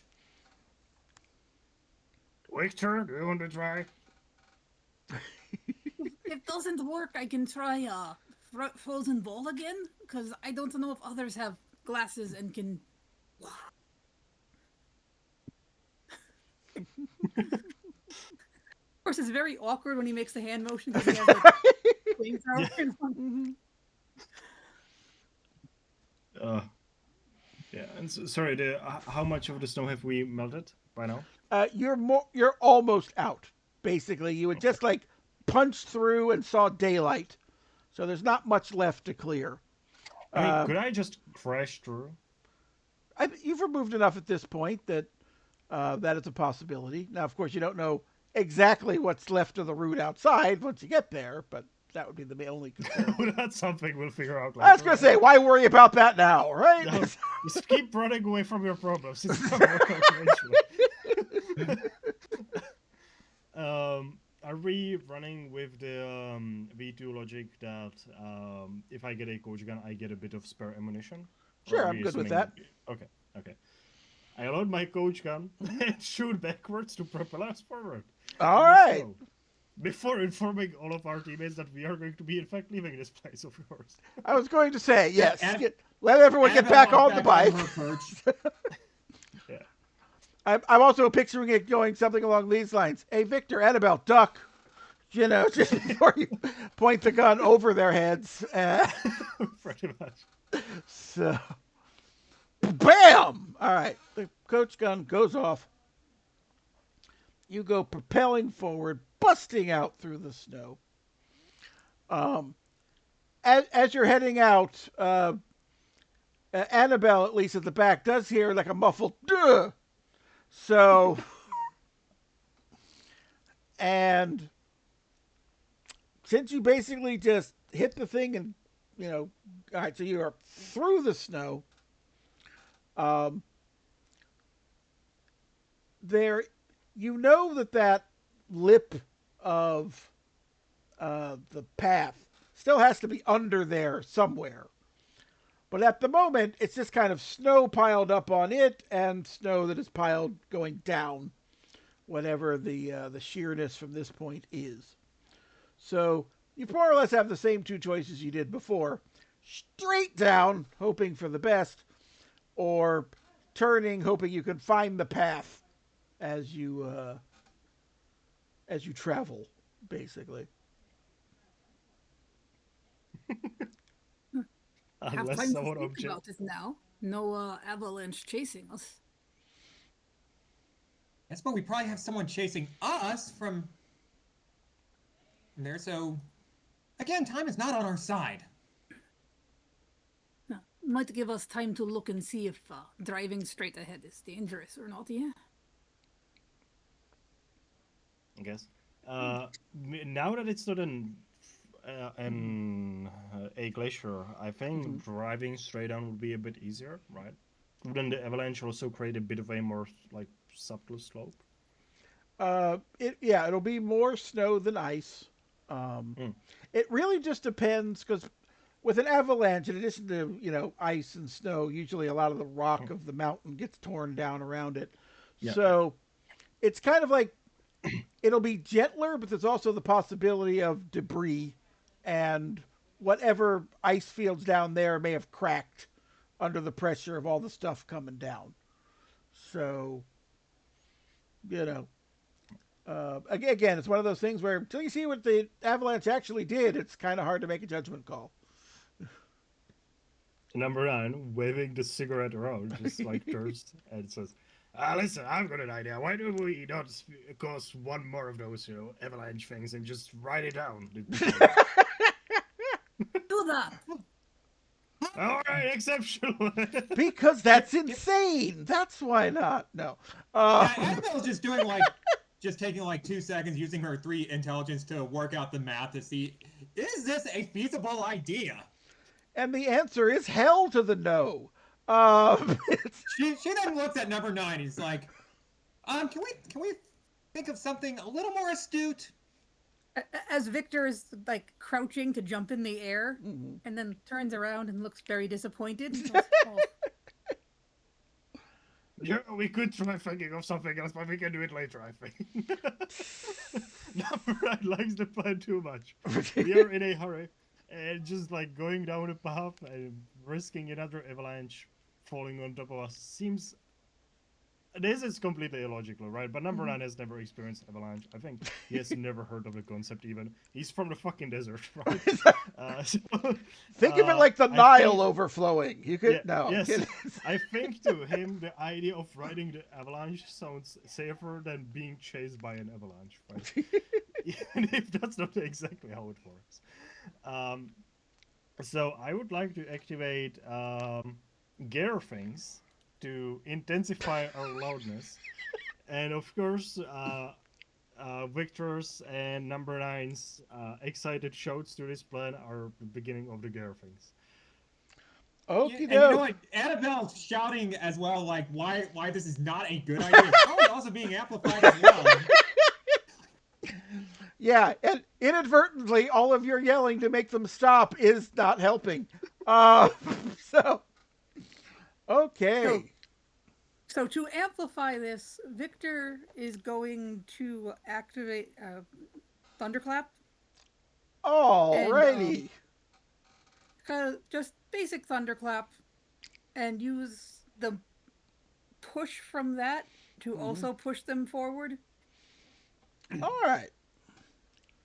And that's going to make a lot of noise, despite the fact that his is all ice themed, so it's more like the sound of ice cracking. Right. I'm just doing a quick look online to see how likely an avalanche is immediately after an avalanche. Like, I'm not sure that's ever come up in my experience. Well, if we go by SpongeBob logic, there was that one episode where they were in the box where they were just causing all sorts of avalanches. Yeah, as I say, I'm just going to drop a quick Google search here just to double check something. Oh, yeah, there we go. Yep, cool. Yep, you can totally avalanche after an avalanche. They even have the term for it. It's called secondary avalanches. Anyway, so... I think on this mission we may go past the secondary avalanche event. Yes, tertiary quads. We're just, all right. It's avalancheception. So, having survived one avalanche, you've decided your best solution is avalanche. Got it. So you're yelling at the mountain to get with the program and start falling. You thunderclap up the mountain trying to get this thing started. And ordinarily, I would have said that is not enough. However, from my 15 seconds of Googling, I have learned that after an avalanche, until things resettle and refreeze over, things are very unstable. So, you want an avalanche? Rolls up imaginary sleeves. You're going to get one. Now, I need you to walk me through the plan to surf on the top of it. Because usually what happens in these situations is the snow rolls over you, buries you, and we have 3 new agents to try and save Christmas in episode 4. Bold of you to assume there's a plan, of course. Can we all jump on the sleigh and just let the skis of the sleigh do the work? Well, again, the trick is, like, it's very much like surfing, where if you don't properly hit the wave, then what happens is you get plunged into the bottom of the ocean and potentially die. So I'm needing some explanation as to why the not dying part happens from one of the 3 of you. Okay. I'm already dead, so if that helps. Yeah, you at least And have the advantage I of not figure dying An- from I asphyxiation. figure so. I figure Annabelle probably come from like her college is like on a coastal city. So and coastal city means surfing, and Right. she just looks at the snow coming down, and basically in her mind, snow is just solidified water in a sense. And she just says, this is a very dumb idea that you all have come up with, but I have a theory. If we, oh, sorry, bit of a tickle in the throat. This is not part of the plan. Now, as I was saying, she just looks and she says, if we can steer the sleigh and the quad bike around to precisely this arrangement, in theory, we should be able to ride the snow coming down like a surfer rides a wave. I did this on snowboard once. Yes, if we work together, we can make it work. Oh hell yeah, we should work together. Okay. It's going to go for like So just Brad Victor. Though, did someone say out loud the idea that just going down the sleigh would be better, like leaving the quad bike behind? Because I think that's very logical. Yeah, Victor said that out loud. Yeah. okay. Right. I guess number 9 is very willing to abandon the quad bike, and it's like getting everyone into the sleigh. Abandoned bike. as- Okay. And yeah, Unfortunately. the disconnecting the bike from the sleigh is not a problem. And please do tell me as the snow wave is about to hit us, Yeah. because I do not intend to let us just get worried. But number 9 is waiting for that. Okay. So you separate the two ships, as it were. I'm going to give you the benefit of the doubt that you separated the vehicle first and then started the avalanche. I'm being nice today. Thank you. Thank you. And so, as you trigger the avalanche and the snow and the ice come falling down, out of that hole that you had already propelled yourself out of slowly, come a pair of trolls. The first one is built like a, well, in American terms, it'd be like a football linebacker, but basically a sports person whose job it is to slam themselves into other players. And then behind him, your old friend with the half-moon spectacles. And they come out and they look up at the mountain, and you can all clearly read the expressions of, oh shit, as that's even too much ice and snow for ice trolls, generally speaking. And that's about the point where the snow hits you guys. So what is the plan to not be buried? Number 9 has a kite shield. Can we be working with the V2 version where it gives additional knockback power? Works for me. All right. Can the avalanche be treated as an extension of my own weapon, given that I have myself voluntarily caused it with a Garfings?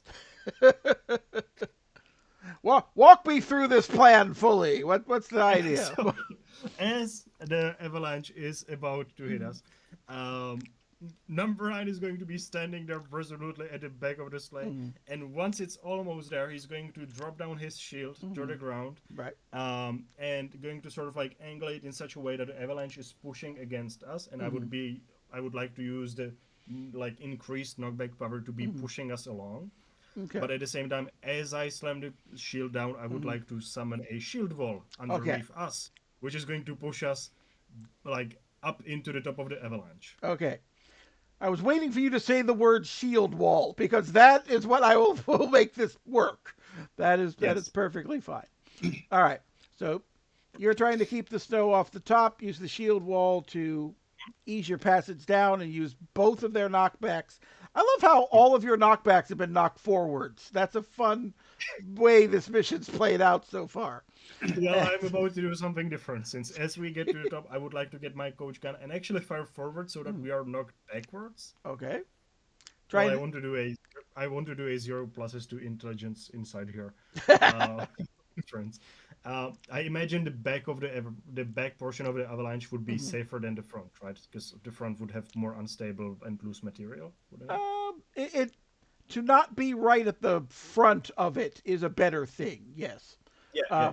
Both the front and the back are kind of unstable. Again, kind of the riding the wave thing. You want to be towards the center. So I want to use the blast from the coach gun to position us a bit further back so that we are riding about the middle of the avalanche. Okay. And I'm also perfectly happy with you throwing that plan over the shoulder and having 3 intelligence in the back confirm your hunch. You know. So yeah, Annabelle nods. She's like, "Yes, just like a surfer." All right. Umbrella doesn't know what that is, but that's fine. Exactly. Yeah, no. When that happened in the Nile, people just drowned. We didn't make a sport out of it. Anyway.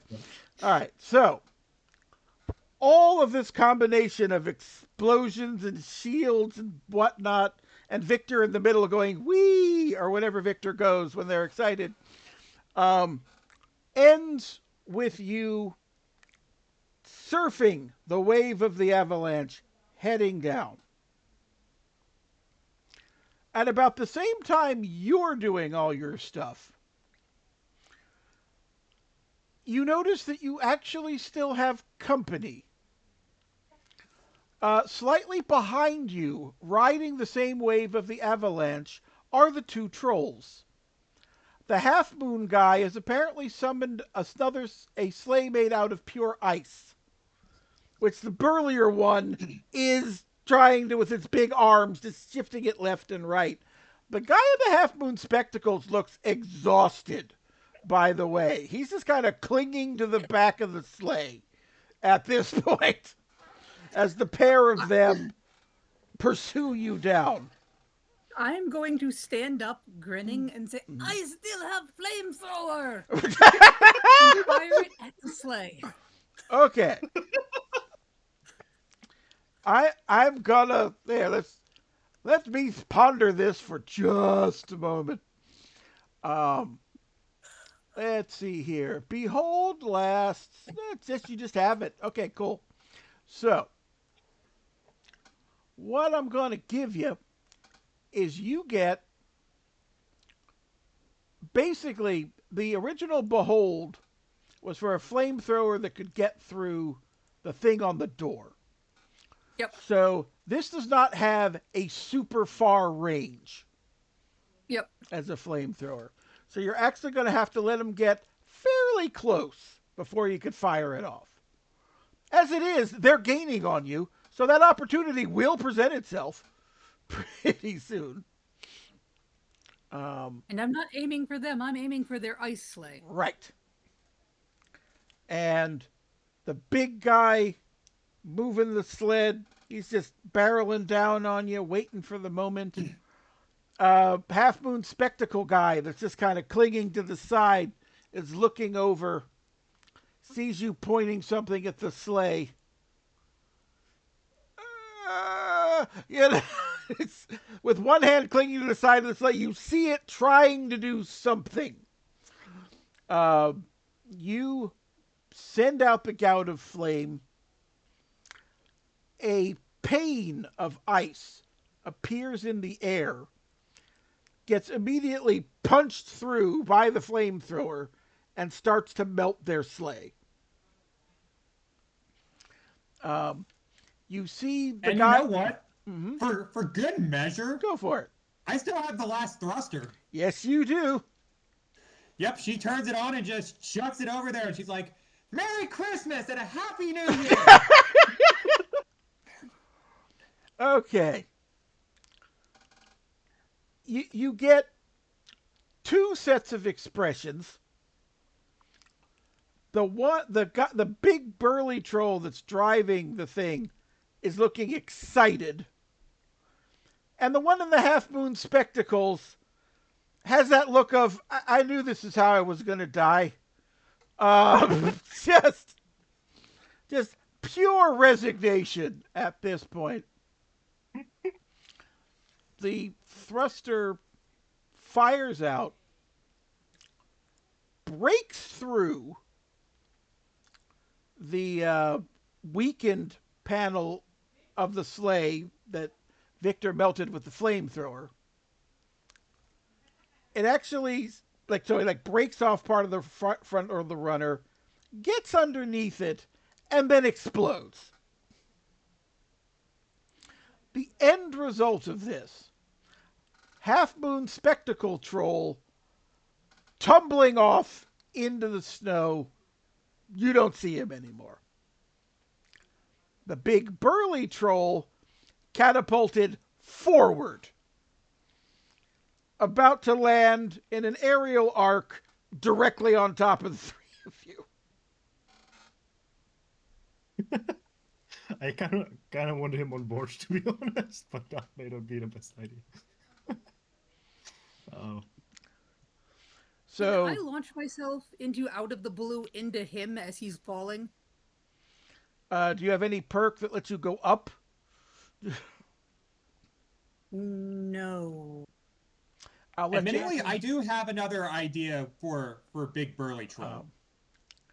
To get to Viktor's point, that's the kind of thing you can energy work. If you want to try to explain how your out of the blue is going in the opposite direction for once. Yeah. Well, she's ice powered. Mm-hmm. There's an avalanche happening. There is indeed. He's going to call on the energy of the avalanche and his goddess of winter and use that to launch himself into the sky, into the troll. Okay. Full just bodily contact, or if you got something you're doing en route, as it were? He's going to have his mace out and thrust it forward as he launches himself. All right. So you power up. Now, he's, on his way down, you're on your way up. So you don't get like a lot of lift, as it were. Because as you know, this is proportional to like how far you travel before you impact. But you are getting him directly with the mace. This is like hitting a wall. And you have slammed into it bodily. You get all the power of the out of the blue. For you, I'm assuming it's like ice of some sort that explodes out from you. The mace slams into its thing. And the main result of all of this is that you think you hurt your hand when the mace slammed into his face. Now, just by momentum, you have caused him to start flying back in the other direction.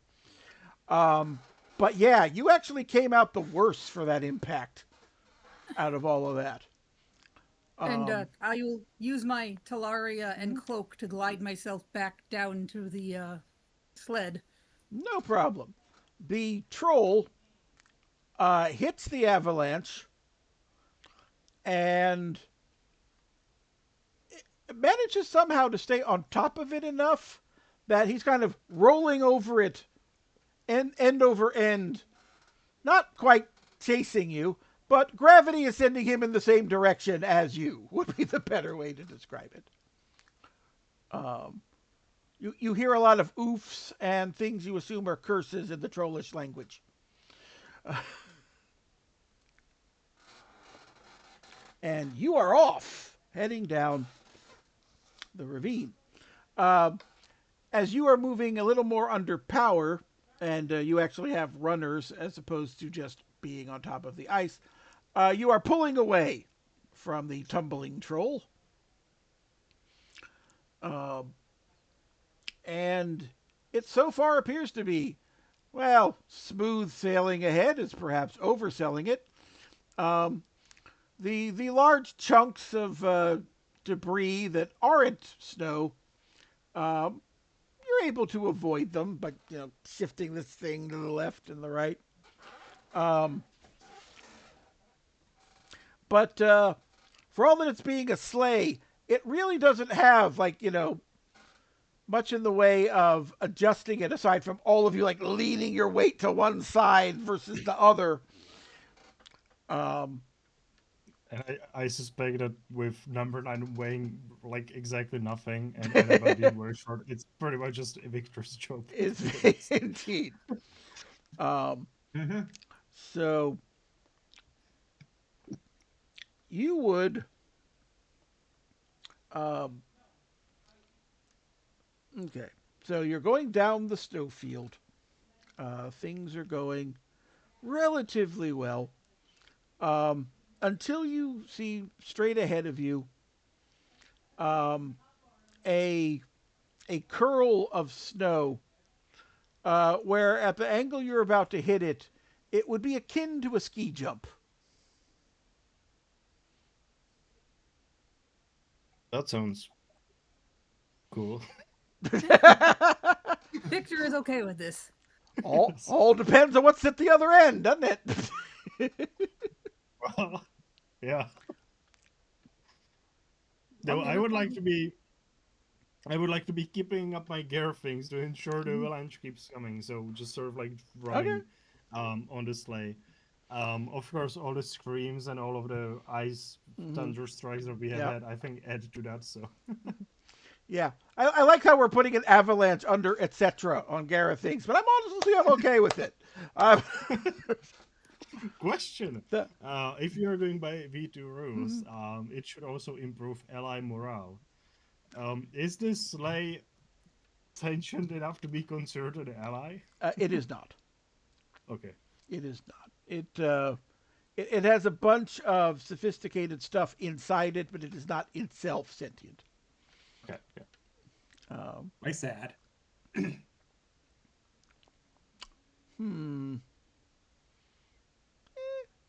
Okay. So you are approaching the ski jump. Gareth things going on.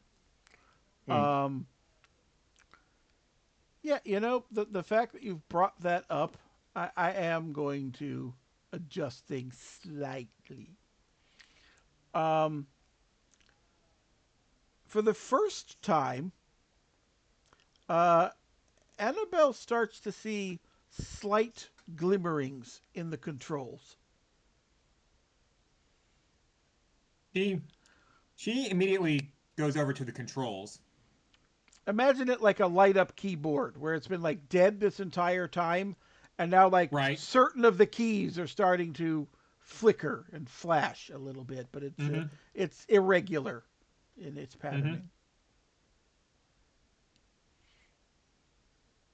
Gotcha. Yeah, she makes her way over, and once again, she will bring up her adapter to it. Okay. You plug in your adapter, and you see that similar scene from before with the old man in the red cloak battling that little avatar of the troll.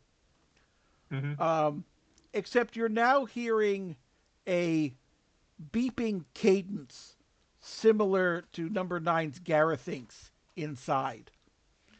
Your little red man is actually starting to overcome the program that the troll put in here. It's slow going, but you might be able to restore some function while it's holding this thing at bay. Yeah, she wants to hack in and start seeing what she can do to get some control for the sleigh. Okay. So, 8-bit music version of Here Comes Santa Claus. It is now! Anyway. Yeah, she's going to hum along to it. There you go. No, it really should be something more old-timey, like Good King Wenceslas or something. But anyway, it's the 8-bit version of whatever it is. So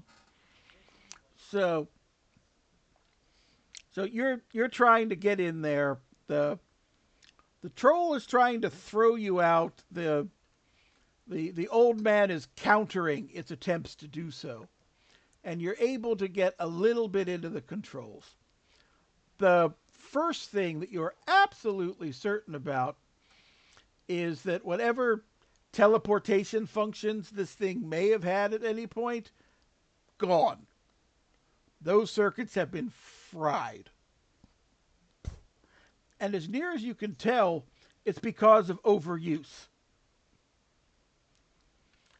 The way this was flickering back and forth and all over the place was done so crudely, those things burnt out. The systems you can find is that this sleigh actually is somewhat modular. Where before they said it was a jet, you're actually seeing schematics in here where you can get it into other types of vehicles.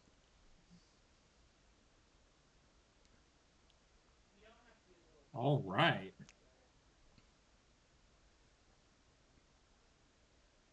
She is looking, and she is probably thinking somewhere along the lines of this. Let's make a big-ass frickin' snowmobile. You find the appropriate schematics. Almost intuitively, your hands are going over the keyboard as though it's feeding you instructions. You type in the last instruction, the troll's avatar strikes out and pushes you out of the system again. But instead of the old-timey sleigh, the old-timey sleigh is still there, but there is a powerful snowmobile around it with this thing as its cockpit that you are now in full control of. Hell yeah.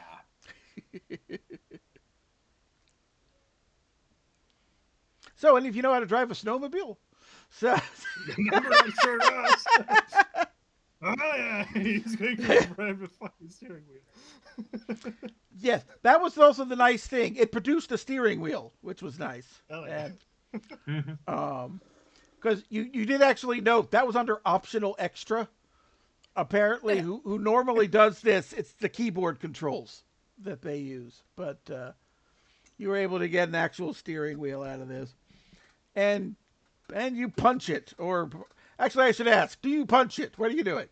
Now that you have directional control, where are you trying to go?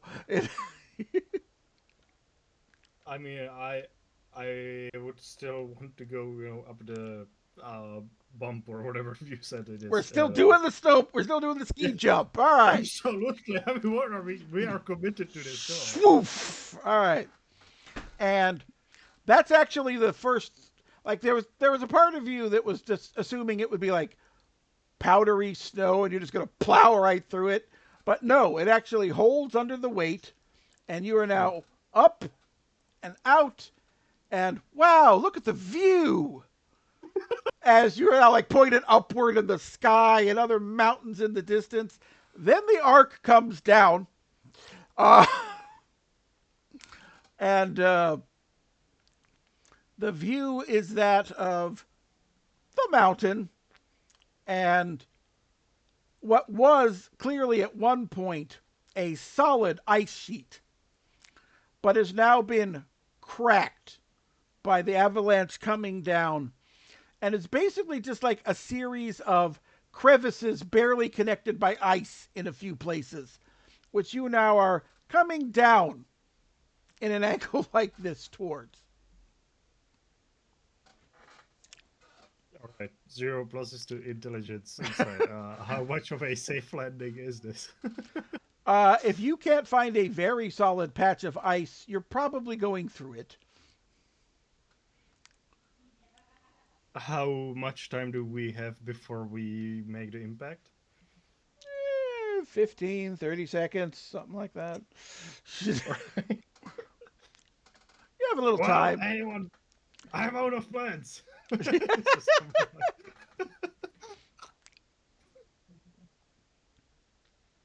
Any responses? Brainiac's out of thrusters. Yeah. Victor kind of. I am getting low on essence. I do not think I can make a big again. Yes. Well, let's see. You've done a couple of thunderclaps. And you did one out of the blue, 2 thunderclaps. I mean, you're in the yellow, but you still got some gas in the tank. All right. Point me in the direction and I will thunderclap.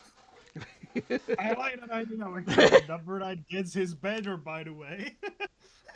I like to do an arcade manifestation where the banner is going to be considered a sail, about to be thunderclap, so sending us forward a right angle. Okay. Annabelle, do you have any contributions to this sky snowmobile plan? It's Behold off cooldown. Is what off cooldown? Behold? Behold. Let's see. Yes. Yes. Okay. You know what? We're gonna do Behold because if we're making a sail, we obviously need a little bit of gust to help propel us forward. So Annabelle will proudly announce, in situations like this, Behold from what did I call my university? Hang on one hot second. From Cinderbrook University, the patented Windmaker 5000, guaranteed to help make you gust in whatever direction you need to go. Perfect for if you need to attach a sail to get your snowmobile clear of ice crevasses. She says as she just looks to the sleigh, and there's a compartment in there which would hold like various knickknacks and curios. Yeah. She pulls it out and gets this little. It looks like one of those little wind, like little wind things that you hold down, handheld, and only yours is slightly lethal, right? yeah. Also, I'm just gonna say I love all of that to basically say I got a fan. So anyway, it's like, but it's a good one. It's a really good fan. So exactly. All right. So the other thing I'll give you for free, with your 3 intelligence, is that you're looking down at the broken ice crevasses, and you're like, okay, we land there or we don't land. There's exactly one safe landing spot down there, as near as you can tell. She is going to point that out. She's like, we have to land there, otherwise we are not making it. Okay. Number 9 puts up a mystical sail. And between the giant thunderclap and the Windmaker 5000, you just throw all of this kinetic energy into the sail and will the snowmobile forward. You land with a jarring thud. Immediately, the engine kicks in and you rush forward, the ice cracking behind you in your wake as you are basically chasing the ice that is now tumbling backwards into the broken crevasse behind you. It follows you only for a little while before finally that rumbling recedes in the distance. And you are able to come to, yet again, it would seem you have once again cut out a giant loop of whatever that winding path that is around this mountain is. And you're able to come to a flat bit. Looking up, looking down, you would estimate you are about 2/3 of the way down the mountain. At this point, 1/3 to go.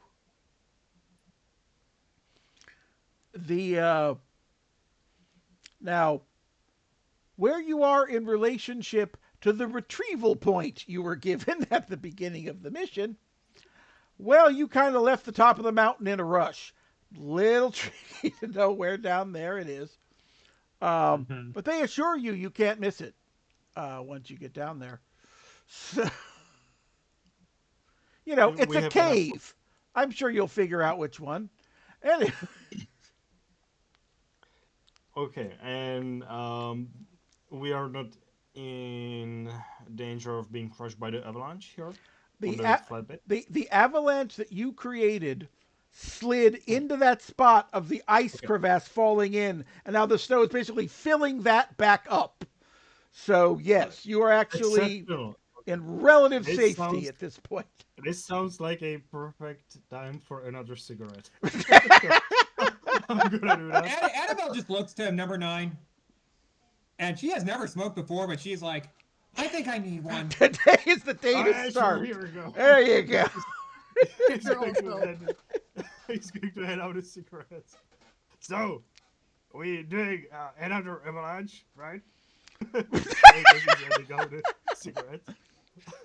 As much fun as going down mountain on avalanche is, I think we need a better plan. Yeah. Well, you know, I'm not the brains of the operation today, so.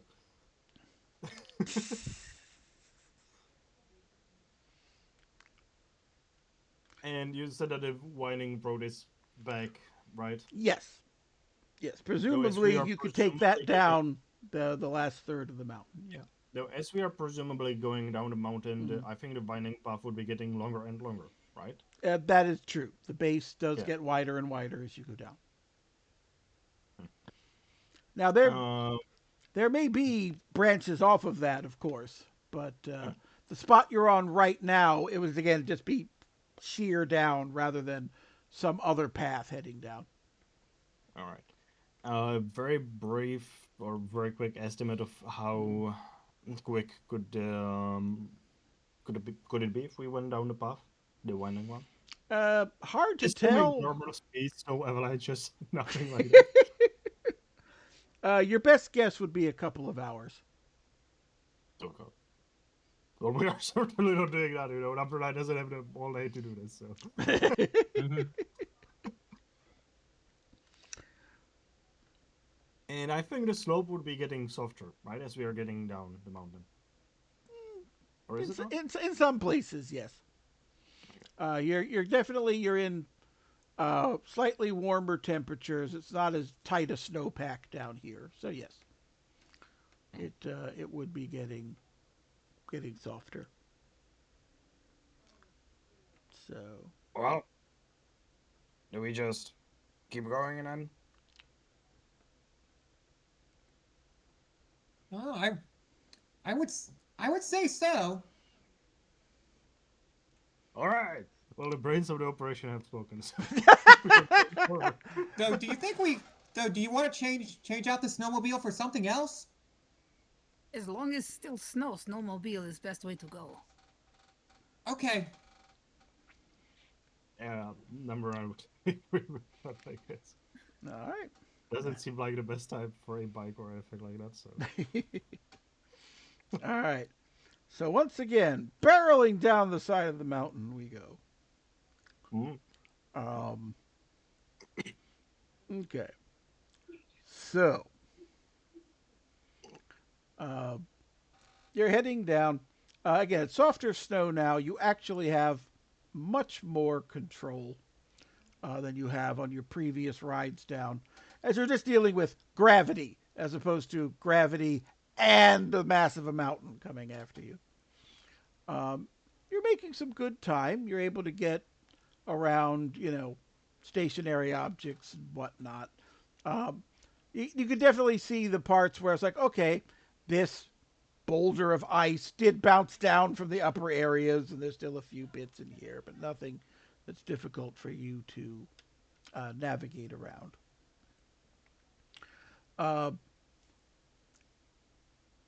The next thing you see, though, is just like a flash of movement from up ahead of you.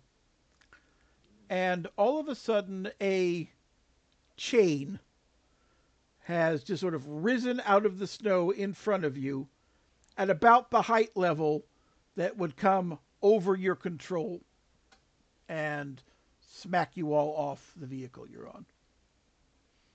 Magical or physical in nature? It looks to be a real chain, but you're not sure how it got there. All right. Boom. And I'm assuming it is not loose at all, right? Like we couldn't just sort of like bring it over our heads. It is pulled taut. So Hmm. something we're holding it on either end to keep it where it's at. Here we go flying again, I suppose. Number one is going to put his shield. Mm-hmm. Wait, for a point I got the shield actually, but I think that's too risky. Using the shield for the additional knockback power, just sort of like holding it in front. Okay. Going to get the coach gun and fire behind us just so we fly straight over. All right. Viktor or Annabelle, any actions you want to take? I'm going to take 2 of my lightning bolts All right. and chuck them at the chain to try to shatter it. Okay. Because since they're ice flavored, I'm hoping it'll freeze the metal and the metal will shatter. Gotcha. As soon as the chain is turning on, Annabelle is getting into her power suit because that gives her like more strength, and she will just punch the chain when it gets close. Okay. First action will be the, as you put it, the ice bolts coming out. Hit the chain, freezes all along its length.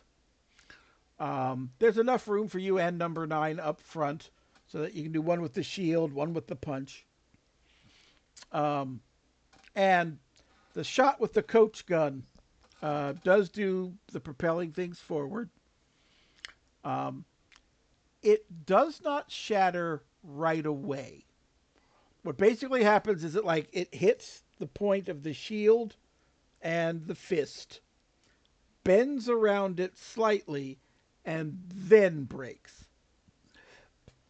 With the result of the 2 trolls that were apparently holding it on either end, somewhere outside your field of vision, get pulled in, whipped around, and then roll in the ice behind you. They are both... the last thing you see as you're going by is the pair of them looking at each other with the expressions that say, "This is clearly your fault."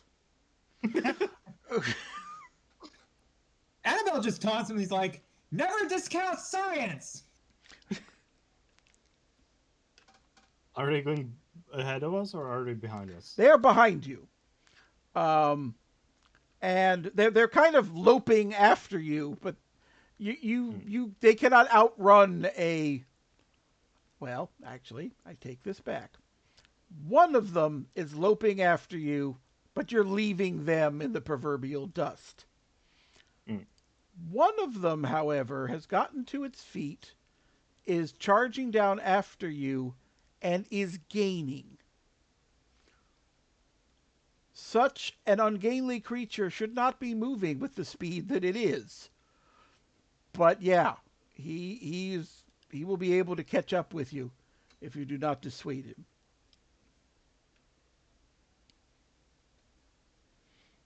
Well, yeah, it is a problem. Viktor, would you deal with that guy? I have one of these left. And he holds up an ice bolt. Perfect. Okay, I wanted... Annabelle quickly looks to Viktor and she's like, "Throw it after I do this thing, and I'm going to be activating your only weakness." And she looks to the one running troll and she's like, "Aha! Look at you run so fast.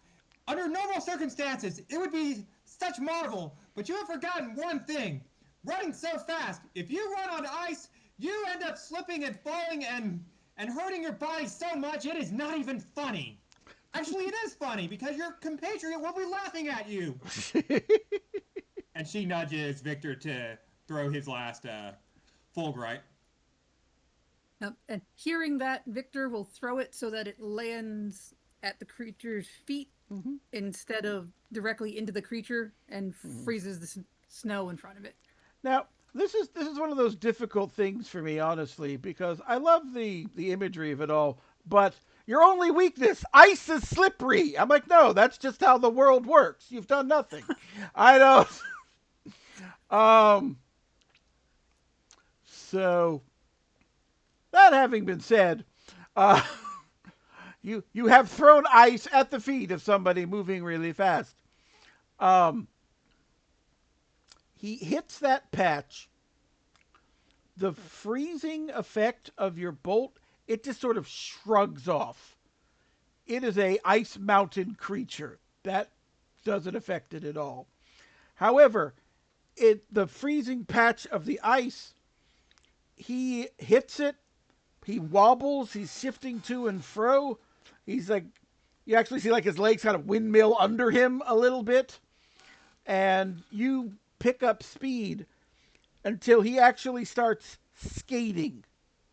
Without skates, he's just kind of sliding with his feet until finally the ice patch disappears and he's running again. You know what? I'm really done with these fuckers. And I'm just going to grab his shield, just toss the shield at him with the additional knockback cover. And as it makes impact with his face, I'd like to summon a shield wall in front of him.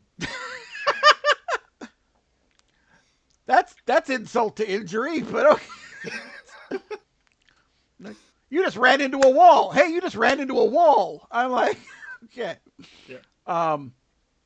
So between the two of them, I was going to say he was stopped cold, but with both knockbacks, he is back with the other guy that just fell over and wasn't able to catch up at all. And, you know, he's just over there making snow trolls for a minute while you continue on down the mountain. Okay. Final stretch. The base of the mountain is in sight. You know that the cave has got to be around here somewhere. And because you're coming from up top, you can see kind of there are 6 more of these trolls. They are spread thin around the mountain base because they don't know exactly where you're coming down. But basically where they're positioned, you're going to have to go either on top of one of them or between 2 of them, wherever you finally make your exit off the mountain. How high above them are we right now? You're still, I'm giving, let's see, with your 1 sensory, you've got to acknowledge the fact that they kind of blend into the snow a bit. I'd say you're maybe just a few hundred feet above them at this point. Okay. Where you can pick them out. I'm going to out of the blue again onto that one that we were, the path where there's one. Mm-hmm. Well, I'm going to out of the blue into that one. Let me just back up a minute. Basically, they're spread out so that you can aim directly at any one of them or between the 2. So you're clearing of the 6. This is basically my question to you. Do you just pick one at random, or do you try to discern anything about the 6 trolls before you slam into one bodily? I'll try to pick one that doesn't look like the one with glasses, who I have to worry about, like, characteristics of that one. He was smaller, had glasses. Anyone who looks like they might be able to magic me away when I try to land. Okay. So and aim for that one. That would, by definition, mean you're aiming at one of the brawnier ones. Is that correct? Mm-hmm. Yeah. Fair enough. All right. I assume, well, actually, you're high enough. But, you know, maybe a few steps with your Chalaria for good measure, and then... Yep. Okay. And again, aiming... Granted, one of my hands is really messed up. Mm-hmm. Aiming with the mace as well. Okay. So that extra force as I strike down. Okay. You come zapping down. As the troll comes into sharp relief, as it swiftly gets closer and closer to you, you can see that this one is actually holding a weapon. A very nice looking axe, honestly. And it has just enough wherewithal to see you coming and swing the axe up to catch your mace.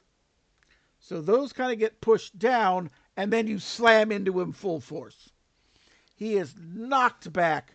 The frost kind of plays over him, but you know that's not going to hold him down for long. Both axe and mace. What's your might? My might is 1. Okay. Both of you managed to keep a hold of your weapons. You land normally. He's kind of knocked back, rolling down a little bit. There's now a gap in the cordon. Though the one troll is clearly not out of the fight yet. Yeah. Viktor does the superhero landing. Of course. Annabelle is looking around like, is this still snow or? Mostly snow. Annabelle looks to number 9. Mm-hmm. Do we still want the snowmobile, or do we want to switch to like an off-road vehicle? Well, I imagine even at the base of the mountain there would still be snow, right? Would seem so from what you can see from here. Maybe later. Let's just stick with this for now. As number 9 is too busy loading his pack of cigarettes into the coach gun. I show Annabelle. Right. In that case, Annabelle is going to take over controlling the snowmobile. Cool. So that way number 9 can focus on loading up the coach gun. Okay. Very good. Listen, you just charge the one that Viktor just attacked, and do not stop one bit, alright? Full speed ahead. Yeah, Annabelle's just running the numbers inside her head, and then she just says, you know what? Fuck it. Today, we do not need to do the numbers. Today, right now, we are throwing science out the window. And she is basically embracing her teammates' ethos. I was going to say, why not? You've thrown everything else out the back of this thing. Why not science? You know? Yep. Okay. Viktor, you've got a troll scrabbling to his feet with an axe. I'm going to swing my mace into a defensive position and wait for him to come towards me. And hope the rest of the party gets there before the troll does. Okay. So, and Viktor was doing what with the coach gun, aside from putting cigarettes in it? Yeah. So number 9 loads his entire pack of cigarettes into the coach gun, and does a classic manifestation at this point of shooting the coach gun. I'm going to shoot it somewhat like into the ground, so that the knockback pushes us at least like a little bit into the air to come in at a weird angle, which was not expected, right? Okay. And I would, as I shoot the cigarettes, of course, I would like to create pretty much like a smoke screen, a literal smoke in the face of the troll. Okay. All right. So the troll is coming towards Viktor, and you can tell this troll is a little bit different from the others. Most of the other ones that have just come running at you have done so completely brute force. This one is approaching you like a seasoned combatant. And it's taking its time. It's kind of gauging you up. It can tell it's got the reach on you with its own arms. And so the strike with the axe, even though you're kind of expecting it, comes out lightning fast. And you barely get your mace in front of it. It's at this point that the cigarettes land. And now you and the troll are just surrounded in a cloud of smoke. You hear the snowmobile. It's around somewhere. Hopefully not on top of you. Annabelle, where are you aiming the thing? Yeah. Also consider think- that the thing suddenly like is flung into the air. Yeah, you got a little ramp action going on. I think I think Annabelle's plan with the snowmobile is like she was going to try and basically try and clip the side of the troll with it. Right. So that way, if nothing else, at least throw it off guard or off balance, so that way Viktor can get a few blows in. Okay. Well, And I have one thing to. yeah, go ahead. The bastard sword has a magical effect where it has a great burning capacity. Yes, it does. So as we are flying past, I want to use the Kopesh to grab this to grab the axe and hopefully get it out of the troll's hands, or at least redirect it somewhat. Gotcha. All right. So as not to hit Viktor, the snowmobile is coming around the far side of the troll. Yep. Now, everybody is still inside the smoke screen, so figuring out exact targeting. The troll is much larger, so you've got that. Just go for the bigger shadow in there. I mean, it's also wide, right? I would imagine, so it would stand out a little bit, I think. Indeed. So your Kopesh sword comes down. This guy's skill is impressive. Because, again, it kind of like knocks back your weapons tangle. It really comes down to like, the axe blade is hooked into the hook of the Kopesh. And it's really kind of become a tug of war between the two weapons. And he's stronger than you. All right. Well, we are in a snowmobile. So Yes, what you happens? are. Do I get pulled out of the snowmobile? If you don't do basically, yes, if you don't let go of your weapon, you're going to be coming out bodily off that. Can I get a very quick moment to think here? Certainly. Viktor, you just see your companion swoop out of nowhere on a snowmobile, and you see this back and forth going with the Kopesh and the axe. What are you doing in response? Can I make a run onto the snowmobile with my mace out in the other hand as I'm trying to grab the edge of the snowmobile? And as I swing myself into the snowmobile, I'm going to bring the mace up behind the back of that troll's head. Okay. Leaping into the snowmobile, easy. The swing into the back of the head doesn't quite reach the back of the head, but you do give the troll a solid thunk. It lands more like on a back shoulder. Like it was kind of locked in place. Like the best it could do was to kind of hunch, and take the blow on a slightly less thing area. That, however, pushes it forward just enough to unhook axe and Kopesh. So it kind of goes stumbling back. Everyone's on the snowmobile right now. Next actions. Yeah. Would you think the coach gun is still loaded, or am I out of ammo? At this point, I think you've shot your shots. That's fair. In that case, silly idea that I want to do. The floor is yours. Because I mean, Annabelle is still in her power suit, and unfortunately, I mean, she really doesn't have much, but she just willy-nilly is just taking out her disassemblinator and just trying to like parry the troll and attach the disassemblinator to his axe. Your thing flies out, and like the skilled combatant he is, he blocks the incoming object with its axe. Your disassemblinator immediately goes to work unhooking the axe head from the wooden haft. You see him just kind of like trying to slap the thing off. Clearly he likes this axe. And of course, if you're doing that, who's driving the snowmobile, and what direction is it now careening into? I mean, it was just a momentary, like, just toss it and then get back to the snowmobile. Okay. If we crash, So yes, if there's a few seconds where it's not being driven, that's fine. Right. That was just like a quick think fast thing.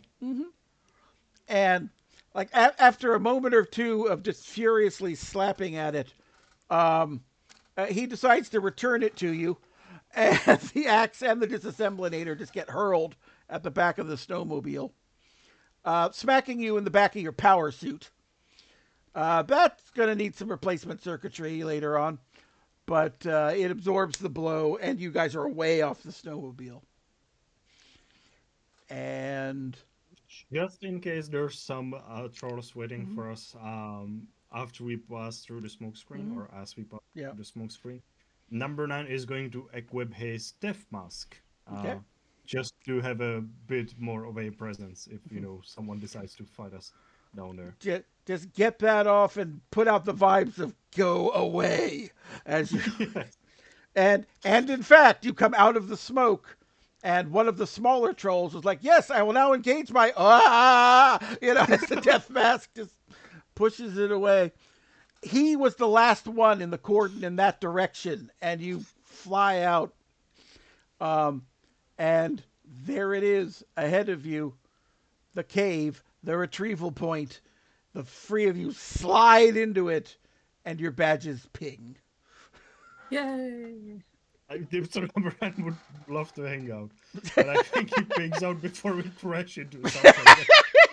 Yeah, We've been going down the hill this information. It's probably wise. Annabelle has thrown science out of the window. She just raises her hand. She's like, fast bomb! That was fun! I do not know what this Christmas thing is yet, but if it all involves avalanches and explosions, it is brilliant! Yes, I'm gonna have to do some peer study review with colleagues for this. And she just smiles, and Annabelle finally pings out. Yeah. The last thing the three of you see is the sleigh slamming into a back wall, and you hear the rumble of ice as this cave is about to be sealed off with the thing inside it. I think number 9, before he pings out, he just sort of like collapses back in his seat. Mm-hmm. He's been irresponsible this whole mission, but then the 2 other agents managed to somehow overtake him. So, he's just exhausted, I think. Gives a very limp pat on the back to Viktor and pings out. And that brings tosses one cigarette out of his pocket. There you go. And that was a rollicking conclusion to Enclave Saves Christmas. Any questions on the mission or the various calls? There are no focus words to go over, so... Somehow I have not considered the possibility of an avalanche. I will just say it is a good thing we had someone scientific trying to get us through all the harebrained schemes. Yeah, that 3 intelligence came in clutch in quite a few spots. Yeah. We would be very dead if it weren't for the 3 intelligence, I think. Listen, if everyone on this mission had 3 pluses to intelligence, we would still be at the top of the mountain. Okay, fair. I don't know. If all you had 3 intelligence, it probably means y'all had a set of thrusters. Anything could have happened. I don't know. Yeah, fair. But yes, that was indeed a fun amount of craziness. You've injured a lot of trolls. They'll remember that. And and for those of you watching at home, and for my players here, the trolls are based on those in Icelandic legend of the Yule lads.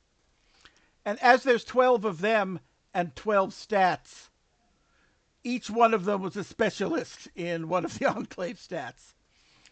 So you kept meeting the might one, the resilient one. Of course, the one with the half moon spectacles was the arcane one, which is why it was able to work all the magics. The vitality one stayed home. He's no good at punching things, And he got wrecked in mission 2, so that's a side thing.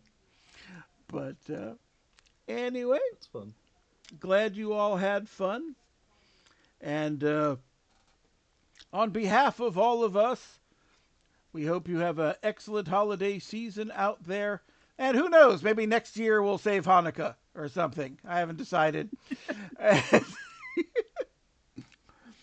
So, from all of us, from all of you, be well, my friends. Yep. Have a good one. Happy holidays, everybody. Happy holidays.